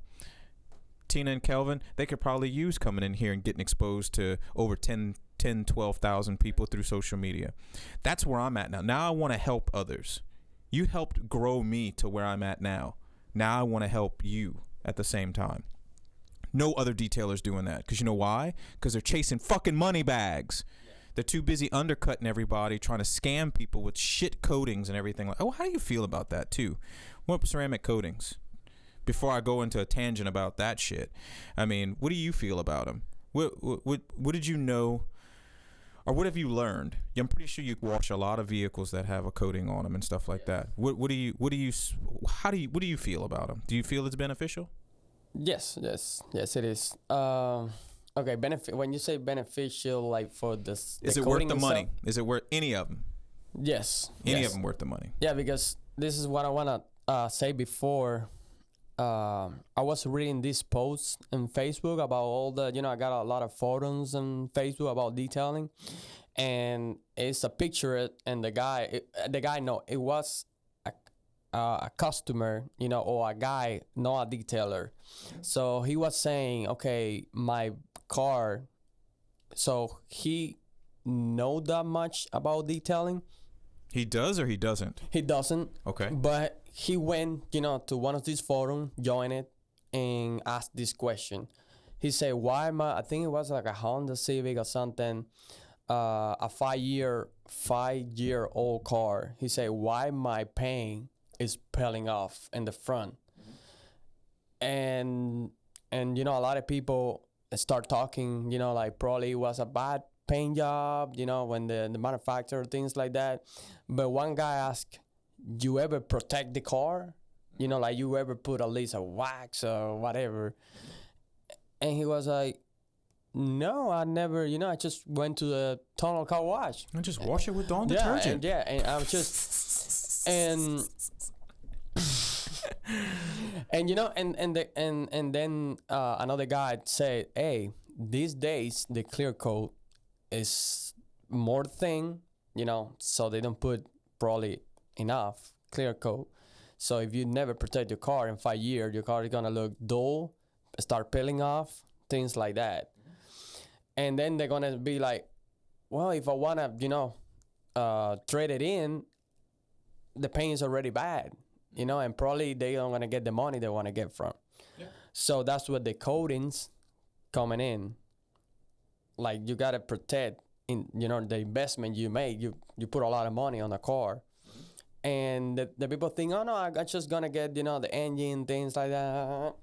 No, but that's one thing I never understood. Everybody wants to get the fucking engine bays clean. Why the fuck are you doing that? You don't ever look at that shit, and you ain't done no modifications, and you don't go to car shows. So why do you want your fucking engine bay cleaned?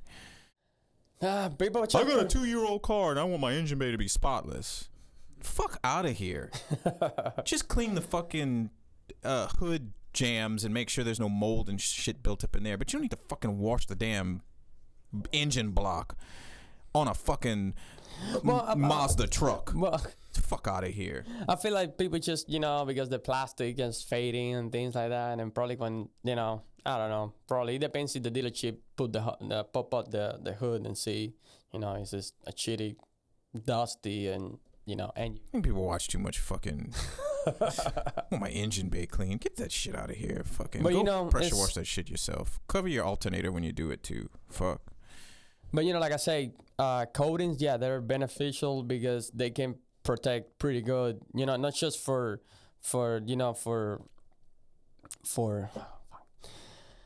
they can protect you for bird drop, things that can stain the paint. And a lot of people out there, they don't know what the coating can do, but can be a shitty coating too. And it depends who installing the coating. They can fucked up some cars doing a run, and then they ended up doing more and spending more money, and I get lost. What you get lost about? I don't know. I get lost. Well, no, I know where you're going. I understand. There's, like with anything, you go to Walmart, you see spaghetti sauce, and what do you have? You have an aisle of fucking spaghetti sauce. All the spaghetti sauces are the same. They all claim they're the best, and you gotta buy each and every one of them to find out which one is really the best. And basically, if you buy it from Walmart, you're not getting a good tomato sauce. Basically, that's a metaphor that'll go nowhere. But basically, you get what you pay for. Is what I'm gonna get at. There's professional coatings, and there's the DIY coatings, and no discount, no. What is that? No shade, all tea.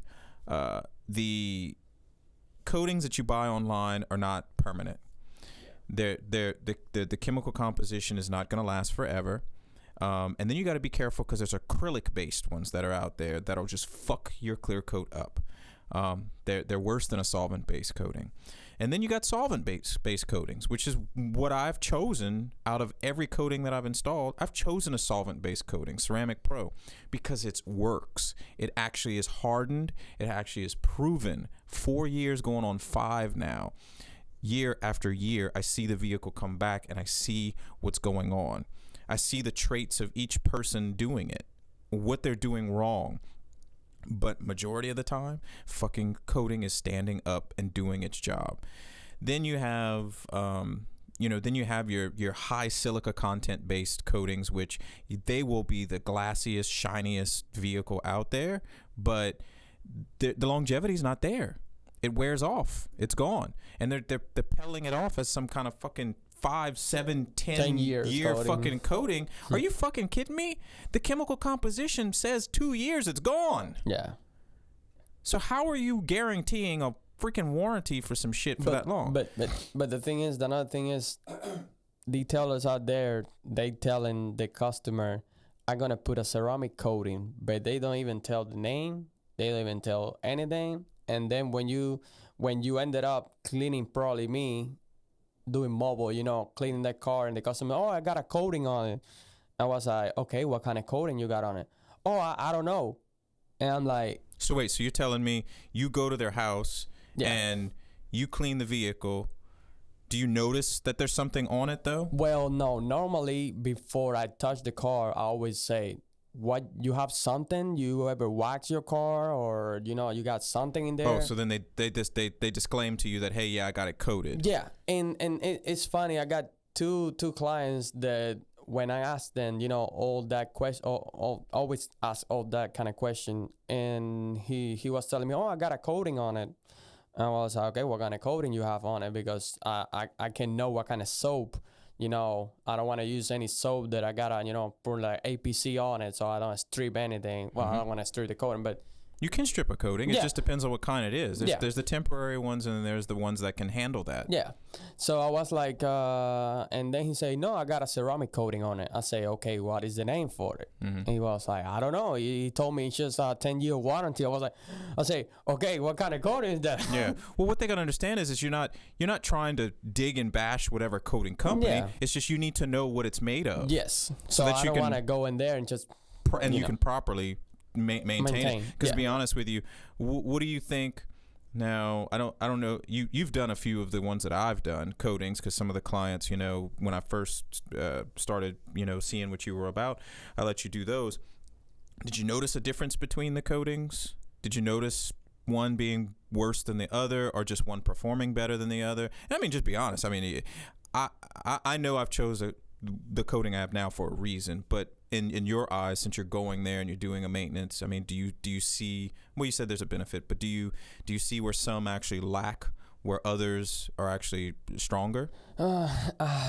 Okay. When I was doing IGL,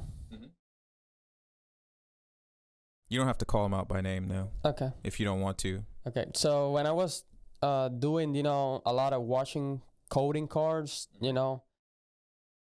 I feel like some cars, probably the installation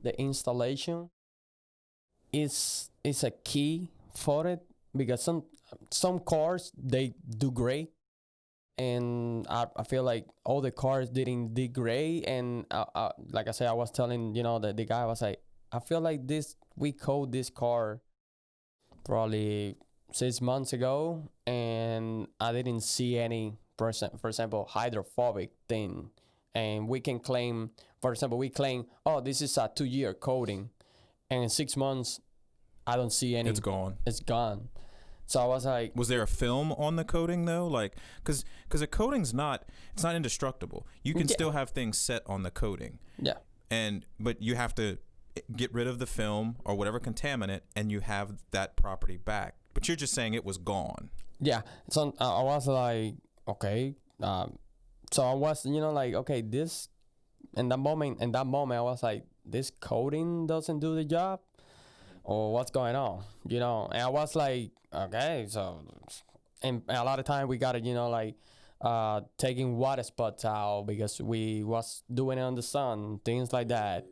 And I was like, okay, but sometimes those coating cars, they don't bring into us. So they go into tunnel car washes, things like that, And you're like, okay, probably they went, to a lot of degreaser things, And like I said, I feel like it's like even the wax, it depends how you maintain, and the installation, it gotta be like when you do ceramic pro, the humidity gotta be in certain time, certain temperature. Yep.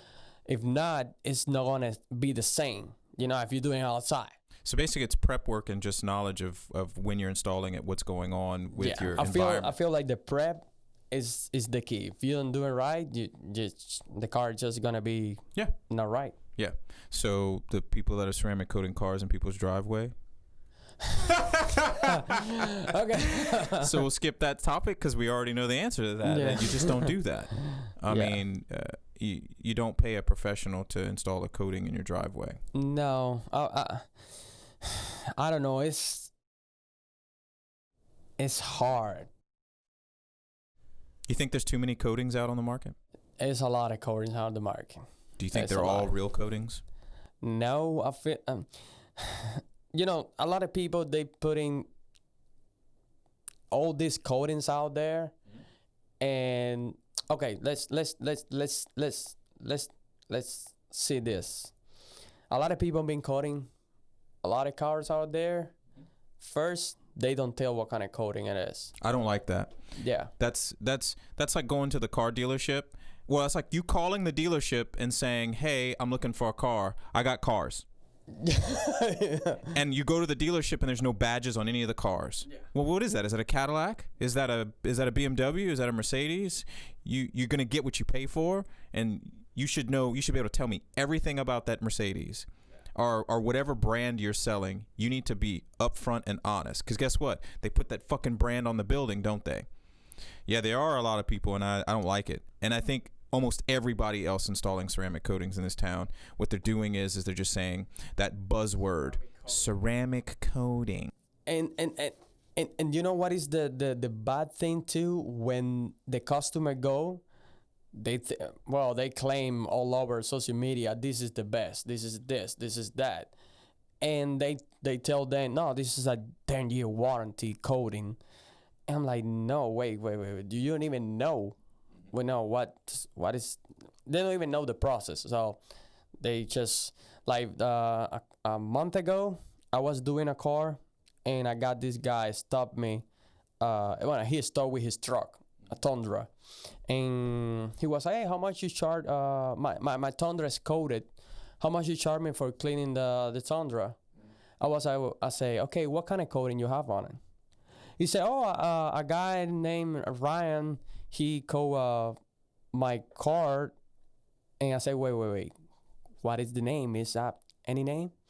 And he was like, man, I don't even know the name. Did he have a tag in the door or anything? No, he don't have any tag or anything. See, and then once again, that's those people that aren't even proud of what they install. Because guess what? They're here today, they're gone tomorrow. And then you can't even find them. They flip-flop and bounce around all to 50 billion shops. And they probably don't have insurance either. No, and it's funny, and he was telling me, I got my own product to do it, and I said, you can show me the product, you know the names? He said, no, it didn't have any labels, and I say, man, sorry, I can't wash this truck, because I don't want to get something, and then you're gonna get, complain, because I don't even know, you don't even know what you have on it. And he'll just blame you for fucking his coating up. Yeah. So I was like, but he didn't even know what coating he has. So how is he going to complain about anything? Because he didn't even know what the fuck they did. Yeah. They probably sprayed WD-40 on it. And you know what is funny? When I see the truck, it's all swirls everywhere. And I was like, oh my God. So, I say all the time, scratch resistant, not scratch proof. Yes. Can a vehicle swirl? I've seen some Ceramic Pro cars that have some swirls on it. Depends on how you maintain it. But 9 out of 10 vehicles that I've coated don't have swirls in them. 2 years and older. It's all a matter of how you take care of it. And if you're actually installing that real coating on there. Yeah. If you're doing it, it's going to do its job and stay away from the tunnel car washes. Yes, you can that car will look newer longer. Yeah. But I mean, that guy with that Tundra right there, that's just a sad situation of people not being educated. But this is the thing. He told me that the guy have a shop, everything, and wait, he has one or he doesn't have a shop? No, like the guy who did it, he got a shop and everything. He didn't tell me the name. He just said Ryan. I was like, okay, I don't know. Okay. So I was like, is any details are there? Fucking people cars, but the customer don't even know about it, and they just go, and then like you say, in the long term, man, why my car look like this, and why this guy got, we can say, another coating, why it look like this. So that's when, long term, long run, and people start seeing, everybody loves the buzzwords. Oh, it's 10 years. Fuck, Ceramic Pro says lifetime. But you know what? Catch, you got to come see me every year for an annual inspection. But you know what that's doing? That's me guaranteeing you that what I gave you is doing what it's supposed to do. Yeah. That's what it's doing. Yeah, okay, I'm going to put a new layer of the SiO2 topper. But you know what? That system will never break, and you'll never have problems out of the coating. You'll never turn around and bitch about what Tim installed on your car, or what Polished by Full Attention to Detail installed on your car. I don't know if there's anybody out there that's complaining about any cars I did, but if you are, you better let me know. Yeah. Because I want to fix it. Because I'm not perfect. But I chose the coating I did because I watched the performance of it year after year. I can stand by it. I've used the warranties. Like, I've had warranty claims. People have had their cars in accidents. And guess what? They paid no money to have it recoated. And I lost no money because I have insurance. And there's a warranty that really works that you can actually benefit from. So when these people say warranties, what do you think of? You think, oh, well, in 9 years, if something happens, I can get my car recoated, right? What happens if you can't find that motherfucker in 9 years? And probably you won't find And you probably won't find them because they've moved shops again and again and again. They're bouncing around all over the place. You can't find them. And that's the thing I don't like is they jumped on a bandwagon. They think they can make a bunch of money. They hide the name of the coating. They're not proud of it. And they don't even know how that coating works. Oh, and another thing.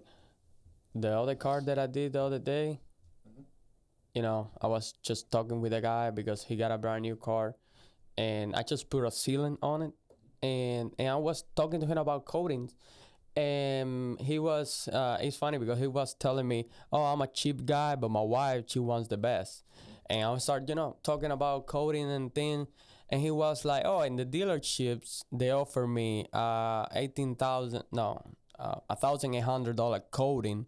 And I say, you know the name or things like that? And he was, no, they were telling me like, oh no, we're gonna put this. And I say, well, I don't trust dealerships and so whatever. And let me tell you, I think I take a picture of it at the inside, outside. And when I open, even see the leather seats, I see the dressing that we're using, it was like bad putting on, you know, all over the place, greasy and things like that. And I was like, I showed him that, and he was like, oh wow, I didn't notice that. I was okay. So that's another thing. People don't even notice. Yeah. Because probably I don't feel like they don't know. I don't know. I hate to say it, you know, anybody listening, fuck dealerships and fuck their coatings they install. I don't give a fuck what anybody says. I know what they're installing. They're installing snake oil. They're using these spray sealants from 55-gallon drums, and you've got a concentrated whatever the fuck it is from Taiwan in this drum, and the $9 an hour guys installing it in 5 minutes because they got to rush it out of there. That's not a coating, guys. Permaplate is not a coating. Resistol is not a coating. That shit's not real. And the dealerships are scamming people. And I don't give a fuck what they think about me. I'm sorry. I know what your shit's made of, and stop scamming people, because I'm charging $1,750 to $2,000 for something that actually has proven over 5 years to be working and doing what it's supposed to do. Once again, fuck all dealerships and whatever the fuck they've got. I don't give a damn. I don't care. I don't care because they know they're scamming people. Yeah. They know. They don't care. But some people don't know, and they had the car all fucked up, and you're like, and then when you're gonna do the car, you're like, hey man, this, and they're like, oh, they didn't notice that, and then and then I ended up like, okay, what I'm gonna fix a couple things, but I don't want to fix it all because you need more work, you know. Yeah. He was like, oh, okay. When I finished the car, there was like, I say, check the interior, you know. You see, this is the line. This is what you got to, you know, things like that. And he was like, oh, you know what you're doing? I say, yeah, and you're explaining it to him. So, and that's the sad thing is, how are you going to let the dealership sell you something and they don't even give you the name, and you can't even do any research? Oh, but they just said they'll take care of me. Yeah. Would you do that when you buy the car? When you go, you look for a brand, right? You're looking for a brand. If you're looking for a Chevy, you know what you want? You want the fucking LS motor. You want the reliability of whatever comes in that truck. So why aren't people doing this with ceramic coatings? They think they're all the same. That's the problem. They think they're all the same. And then they think they're all trash because they got a trashed one. Yeah. That's, I don't know. It's... And mind you, yeah, I should worry about, what the dealerships think of me. But I tried. I went to the dealerships and said, I will install a professional coating. But they looked at me, and you know what it did? They looked at the color of my skin, and they said, fuck off. Yeah, well, especially here. While other people walked in there with their bullshit, and they said, deal. Yeah. So I definitely have a better place for dealerships. Fuck all of the dealerships in Acadiana. Fuck them all. I don't give a fuck. It is bad. It is, I don't know. I've been doing, a few. I'm like Cersei. Cars. I just want to blow them all up in a way. Like the House of Baelor. No, did I kick it? No. Oh. Like I say, I just feel bad, but people buying brand new cars and don't know what they're getting. I feel like a lot of some old people, they still trust. They got that old trust about dealerships. Oh no, they're gonna do, like you say, take care of my car. This and that. But probably because detailers, they got their eye, and we see more, or they don't even know. And that's when me going mobile, because they want to, just clean the car. I go out there and I start pointing things that I see, because I always, before I clean the car, just even cleaning, I walk around, because I can see a scratch here, there, rock chip things. Because if I finish and they say, "Oh, that wasn't there," no, man, and then no. I want to be like, "No, that was there." Yeah. And pointing things even inside, and some people, that wasn't there. I say, "Look, I got the video, or I got the picture of this." Like when I did a truck that it got tar on the sides, and I sent to the client. I said, "Look, you got tar on here. I just came to do a spray service, and I already did that truck twice, and she tipped me twice." And I tell her, "Hey, I'm gonna take care of this, because you've been tipped me twice, so I feel like I'm gonna take care of you." So I take the tar off, and she was appreciating and everything. But I was like, probably a lot of detailers out there, they don't even tell that. They just do that, and that's it. Yeah. You're done. Well, they don't have any pride in it. Once again, they're running money. They're chasing for money. Yeah. So, I mean, if somebody's chasing money, they're just trying to think of, how can I do this as fast as possible and not tell them a lot of things that need to be done. And that's another thing. People are being likey, because I explained then what I'm gonna do, what is this, what is that, what I'm gonna use. Because he say, "Man, like the last guy, he don't even explain to me anything." Well, they're not used to it. You know why? Because they're used to the mobile guy come and just wash it real quick and he runs off.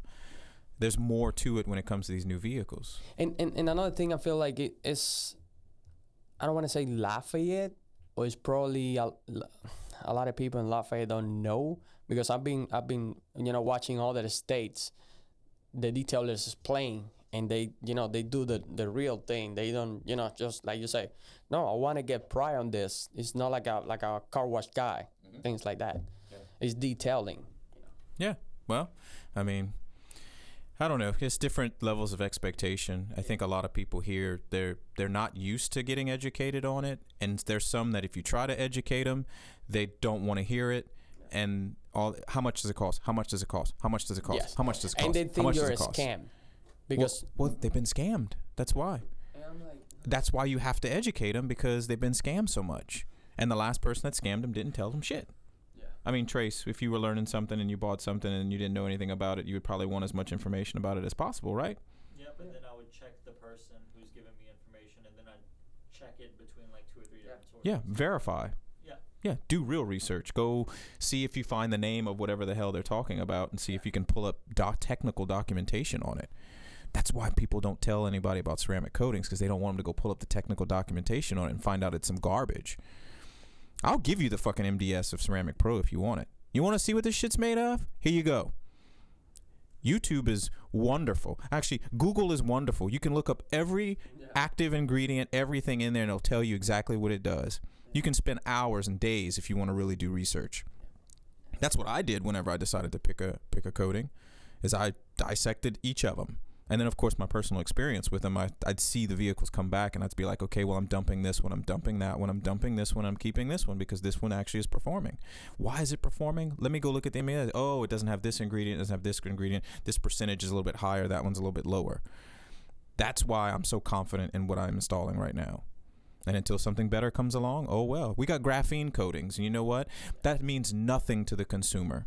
You know what that means? That's easy for the installer. Less layers, higher heat resistance, more flexibility. It doesn't mean that it's going to last longer. It doesn't mean that it's harder. And people don't understand that. But graphene's the new thing. We got to grab it. No, sir. Look up what graphene does. It's for the installer, not the consumer.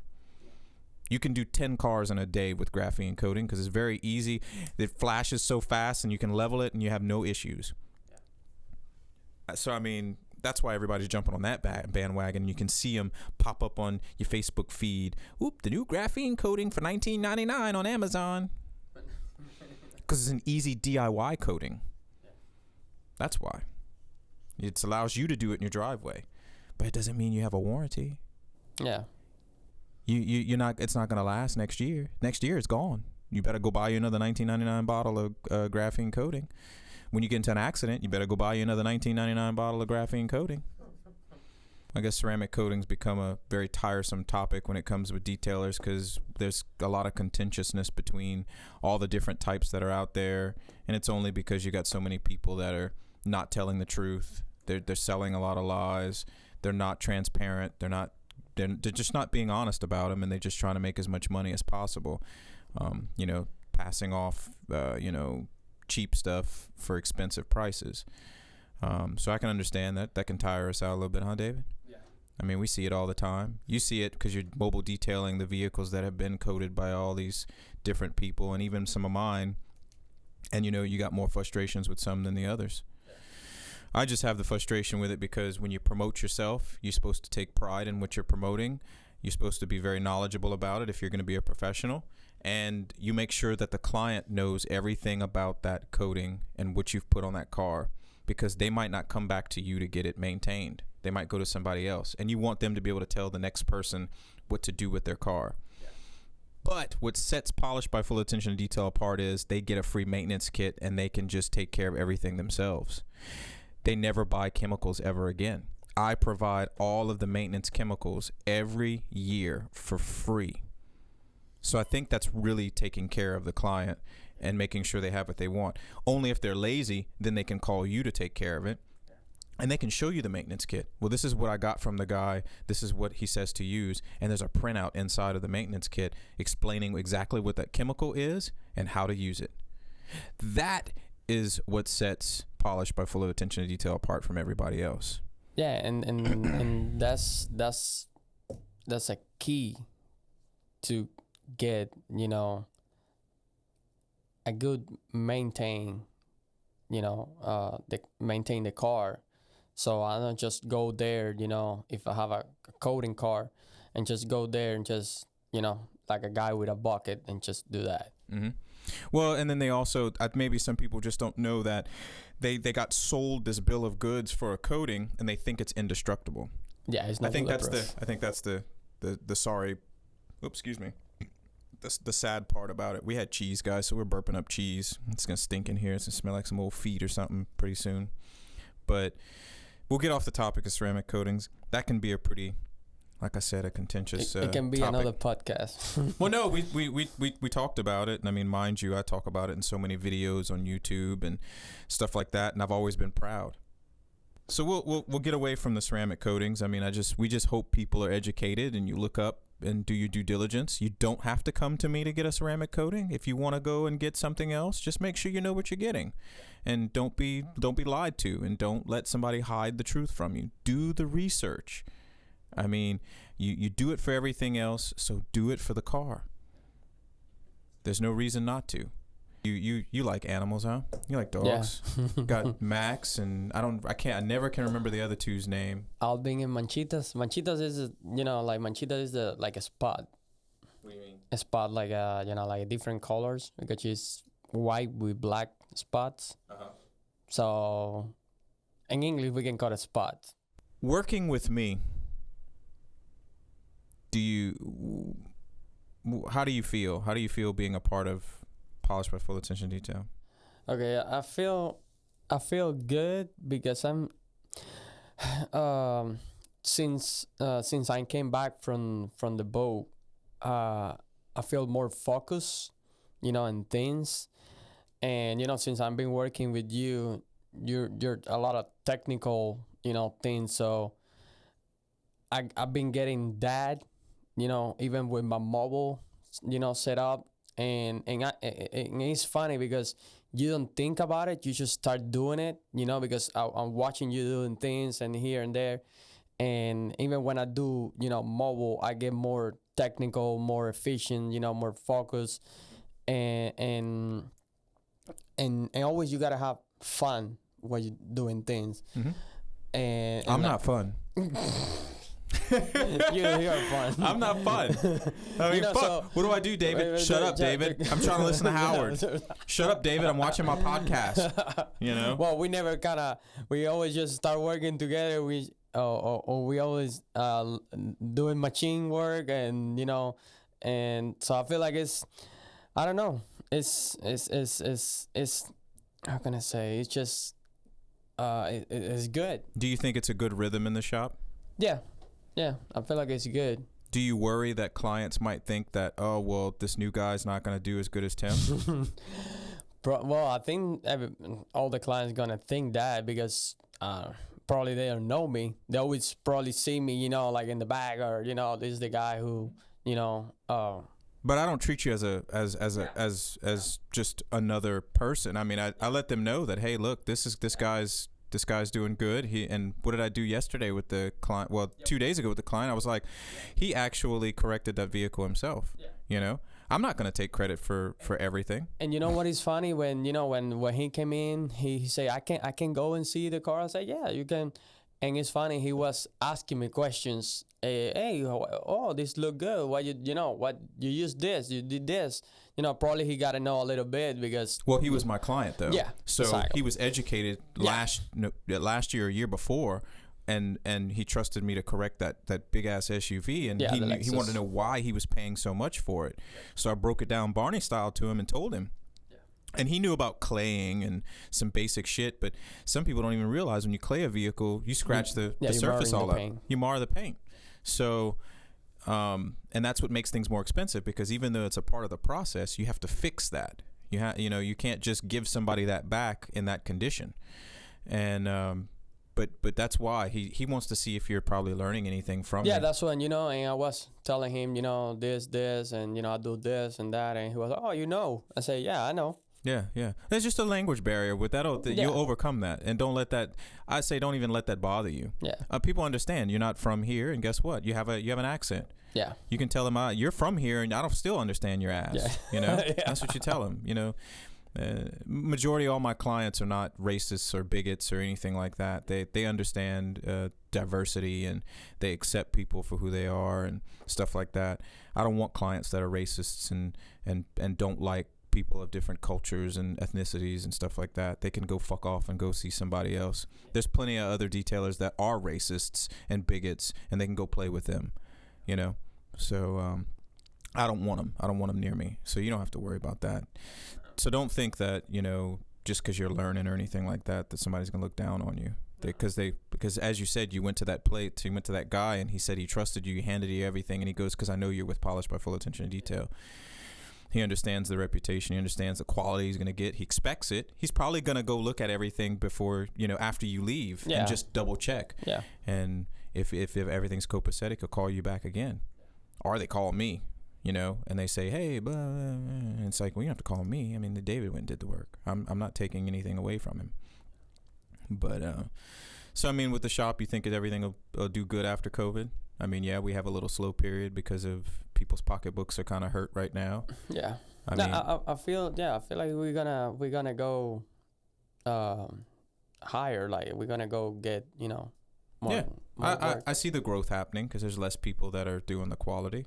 I'm not too worried about the here today, gone tomorrow cats. Cause yeah, and they're gonna. I feel like they're gonna end up seeing like right now we're talking, they're gonna be, oh, this guy know what they're doing. It's not like Yeah, well, you weed out a certain type of clientele if they're not looking for the quality, and they just want it, if they just want it done by Bubba T for $20, then that's what they're gonna get. And eventually, if they don't learn, then they just keep going into that cycle. It's nothing to really stress out about.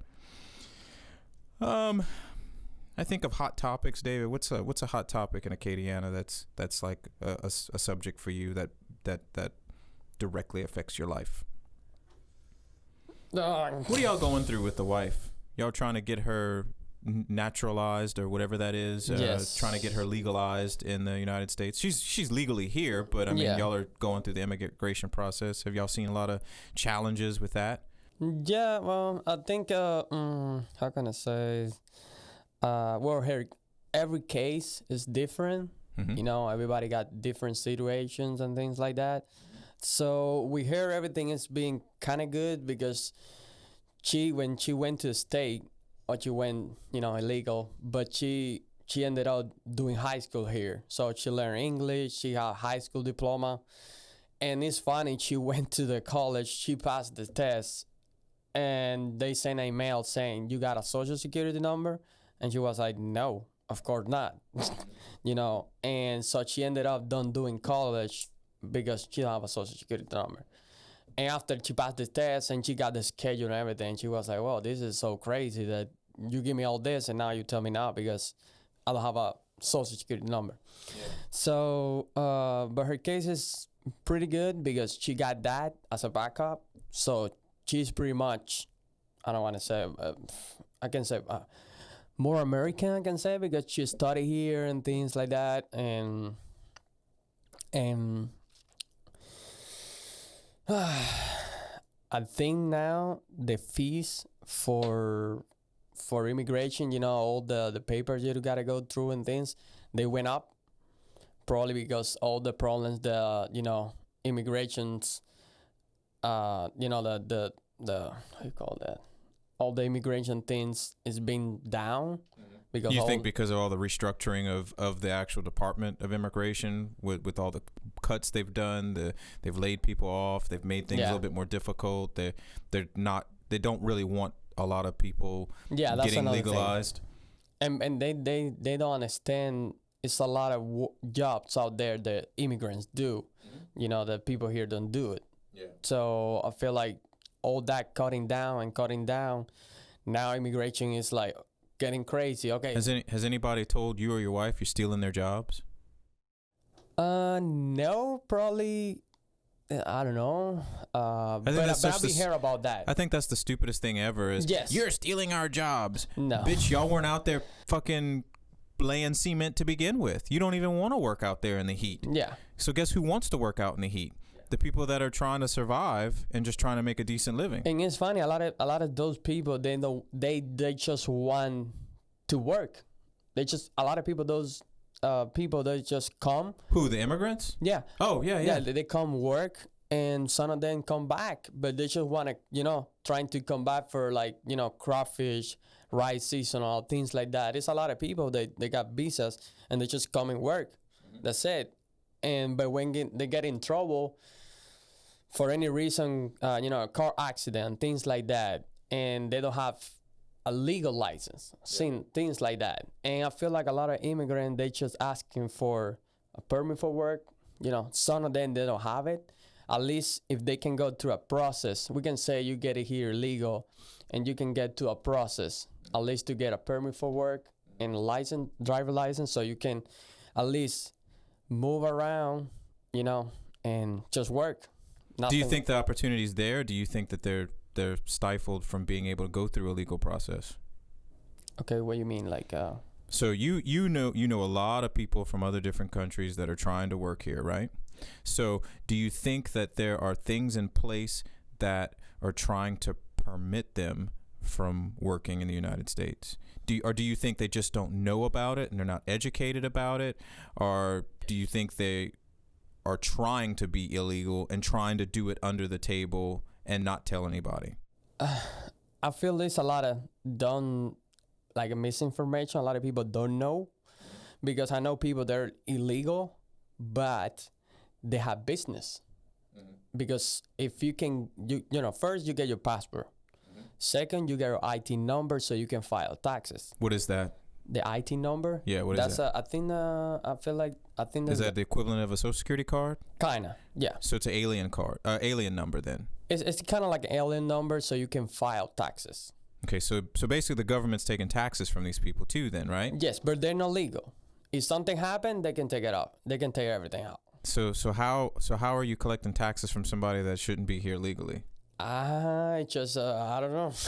and you're issued an alien number to be here, and you're taxing them, but you're saying they don't belong here.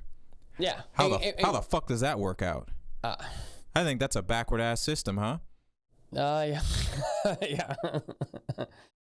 It is. I don't know. It's just it's the experience that I have. You know, And like I say, you can. It's I don't know how it works, but the thing is, you can have an IT number, and it's funny. Some banks they allow you to have a credit card, so you have a credit, but you don't have a social security number. But you have a credit because. So how is that linked to you? Then how do you have a credit score if it's not linked to a social security number? Well, then you got an IT number, and some companies, they allow you to work with that IT number because they file you a 1099 and they are not. Hey, can I get an IT number? I need to fix my credit. I want some new credit.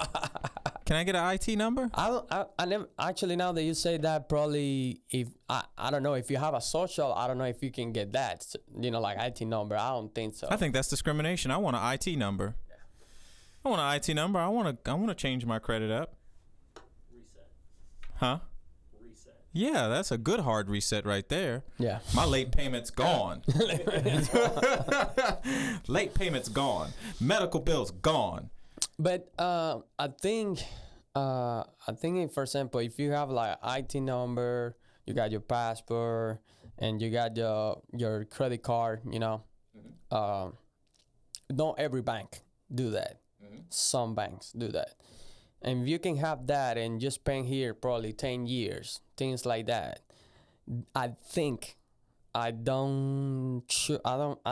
not sure about it. I think you can apply trying to be legal here, because they can see taxes from 10 years. Yeah. And like, you've been putting in the system and everything like that. I think it's a process. You can hire a lawyer, and I truly believe if you have an IT number and you're collecting taxes from me, that should make your legalization happen faster. Yeah. Because you've put into the doggone system. Yeah. And you pay insurance for cars. Everything is kind of legal. Yeah, and that's and let me guess, that's the process your wife is going through, right? Is she has the IT number and she's doing all her paperwork and stuff like that. Well, yeah, right. Before, like when we started the process 2-3 years ago, she didn't have an IT number, but so I didn't claim her. But I think 2 years ago I started claiming her, but I put an IT number that she wasn't using at all.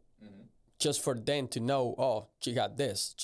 It's a number, we can say. She's not one of those, what do they call them, people that were coming up from South America? Those rapists and murderers and stuff. They knew she wasn't a rapist or a murderer. Jeez.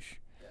It's so sad how we do we were founded on bring us your, oh crap, I forgot what it said, but basically it was basically the whole meaning of the Statue of Liberty, basically. Bring us your poor, bring us your hungry. You're sick and stuff like that, and we'll build a better nation out of everybody that's broken. Now it's kind of like, get away from here, stay out. Now we're the ones that are isolated in our own little shitty country because nobody wants us now because we're such shitty people. But I don't know. There's a lot to talk about that. Yeah, well, I'm just trying to figure out how immigration is going. Is it really bad? And is it bad for Americans, or is it bad for the immigrants trying to get here? Because they're all like, oh, we need to have better immigration law and all this other stuff. But I think we always had that in place. We just didn't have enough people doing it. And now we have even less people doing it, so that it's stifling just getting the right stuff done. Which gives the big buffoon a louder mouth to scream, we need better immigration reform and all this other stuff, when it was already in place. But this is the thing. It happened the same with detailing. People don't do research. People don't just get in touch, Okay, what I got to do? Go website. And another thing is, a lot of Hispanic people don't know how to use a computer or the English barrier about it. They have this though. Yeah, but some people don't even know how to get there. What is the name? What is this? I know. Google.com. I know. But some people don't even, I bet you they're watching videos and all this other silly stuff on their phone. Google will tell you everything you need to know. I know. It'll take you to magical lands far, far away. Because I'm still seeing Facebook people asking, oh, how can, get this a lawyer for this? Or, stop asking that on social media. Exactly. Ask Google. Exactly. But a lot of people think, I don't know, if they're afraid or I don't know. It's kind of complicated. Google ain't going to tell on you because you're trying to find out how to get a lawyer. That's only if you say looking for acid to eat human body. Then you might get red flagged. Yeah, that's what I say. I don't know how these days, but I know everything is in there. It's just you gotta look for it. Yeah, like with anything. That's kind of strange. It's like I wanna maintain my pressure wash. Mm-hmm. I just go Google and say, hey, what I gotta do? This is the guy, Honda. Maybe my technical background would be, okay, let's just call this. This is. Let's just call this. I don't even know what I'm gonna call this. I'm gonna call this Babalu log. What is Babalu log? Well, I know the name of it. Babalu log. How do I take care of Babalu log? Oh, I know the name of it. How do I take care of Babalu log? If it has a name, and sometimes it has a serial number, and you go metal serial numbers, half the time you can find out exactly what that fucking thing is. Because everything has some kind of a history. It's been inspected. And if you dig deep enough, you might have to go to page 115 in Google in the not so relevant pages of people's archives of documentation, which is where I found Siamese fun fact. I mean, you'll find that information. So you do the right thing. I mean, hell, you got to maintain pressure washer. Oh, it's a Honda. Okay, look up Honda. How do I maintain Honda pressure washer? And Google, YouTube, it's pretty much everything. You can build a house. Actually, I helped my friend. He got a store for phone repair, and he do micro soldering and all that kind of stuff. And one day he was like, "Man, I want to do a lab, in the store that I have." And I was seeing some prices for make a wall, and he was, "Man, these people were charging me $1,500 for one wall." And he was, "Man, I can't have that money right now." I say, "Well, what happened? We can make the wall." We went to YouTube, and we just, okay, the wall is not that, that it's easy to do it. It's not like you need a load-bearing wall. Yeah. You're just putting a wall to separate two spaces. Yeah. So you don't plan on doing WWE in there where you need it to handle a 400-pound man being thrown at it type of wall. Yeah. So I mean, you're good. You It's just need a little simple wall, Yeah. a divider. And we did it in one night. It's funny. He got a trailer, so he was like, okay, let's go to Home Depot. We did all the tables, all the things. We measure everything. We buy the paint too. And it's funny. We make the wall in one day. We paint it. And you see the store, and you see, we kind of did the wall a little bit crooky, but from behind, you don't see, the difference. Yeah. And well, you weren't looking for perfection. You just were looking for a divider. Yeah. So we did that wall, and I think it cost him probably $300. $300, $400. Yep. And he was like, okay, so this is, it's funny how you can. Well, y'all can't build a house because you can't have no cockeyed house. Yeah. That shit'll fall on you. But like I say, sometimes you can, rely on things you can do. Very simple. I use my mom as an example. When my dad passed, there was a lot of things that he did not want her to do because that's what he did. He took care of things. And while I was offshore, my mom needed to look things up. And she didn't know how to do things. Now I don't have my mom asking me very many questions about anything unless it's too heavy for her, because guess what she does? She looks it up and she just does it. So if a 60-something-year-old woman that's now a widow in her own home taking care of herself can do it, anybody can look this shit up and do what they need to do. I think everybody just likes being codependent. Yes. Or lazy. People don't want to do it. Lazy, yes. But then they don't want to pay for somebody else to do it. That's the kicker right there. I'm lazy and I don't want to do it. But I'm not. That's too much money. Well, get off your fucking ass and do it yourself then. Yeah. Yeah, well, that's society for you. Entitlement. Well, that'll be a podcast one day. I got to find an entitled client that's willing to have a debate. Nah. I mean, we're all different. We all come from different backgrounds and we learn different things. I don't know, since I've been in the United States, well, my dad, he showed me how to drive. I didn't know. In 20 years, I didn't even know how to use a cell phone. So when I get here, my dad gave me this little Nokia with The buttons. brick, yes, that all reliable little brick. That thing was amazing. Hey, and it was funny because I was like, man, what the hell? I don't know how to use this. And then it's funny. We went to a restaurant and I see everybody doing this. And I told my dad, I say, how the hell they can typing so fast? And I was surprised. And I said to my dad, man, but this phone it look like like old as hell. And then we went to T-Mobile and he bought me another Nokia, but like a smartphone. And I remember I was here 1 month and I just get that phone. In that moment, the girlfriend of my dad, she bought me a laptop. And I don't know, my mind, my hungry to know, to learn, to Start feeding your brain knowledge. Yeah, because in Cuba I have a computer, but we don't have internet, things like that. So it was kind of, but I've been. So he's stuck there playing solitaire. Click, click, click. No, kind of like that, but But with my uncle, he teach me how to type, and not just that, he teach me, how to. We do a lot of hacking things, and Shh, don't say that. Shh. No hacking here. Yeah. So I learned a lot about fixing computers with him and things like that. Yeah. So when I get here, when I take the smartphone, I was just like, I don't know, learning fast. Like Neo in the Matrix. Yeah, I was I like, know Kung oh Fu. shit, oh what is that? oh. And it's funny. In 2 days or 3 days, I think I was just typing. You were texting like it was nobody's business. And I was, and I went to Google. I remember I created my Gmail email thing. Went to Google, YouTube, and I'm just starting. I remember the first thing that I did was like, because I was like, I gotta learn English. So I started seeing videos, with the subtitles on it, and just started singing. So I start getting words, things like this. Facebook, I start getting, friends that I know on Facebook.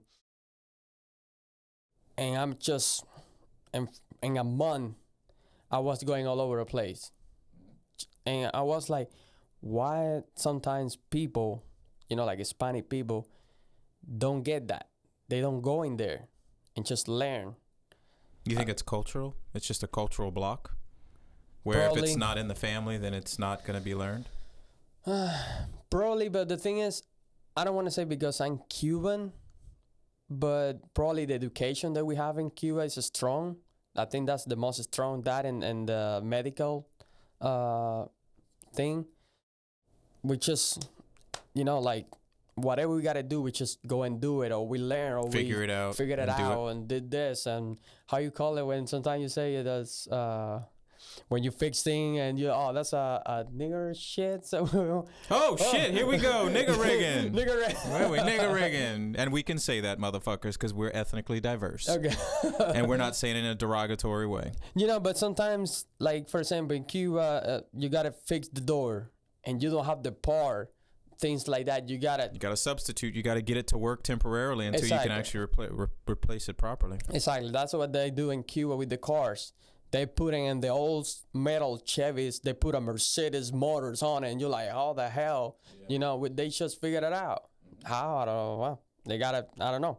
Their mind gotta do something. Now they can. Yeah. Well, they gotta make do with what they have, and they don't have a whole lot. Yeah.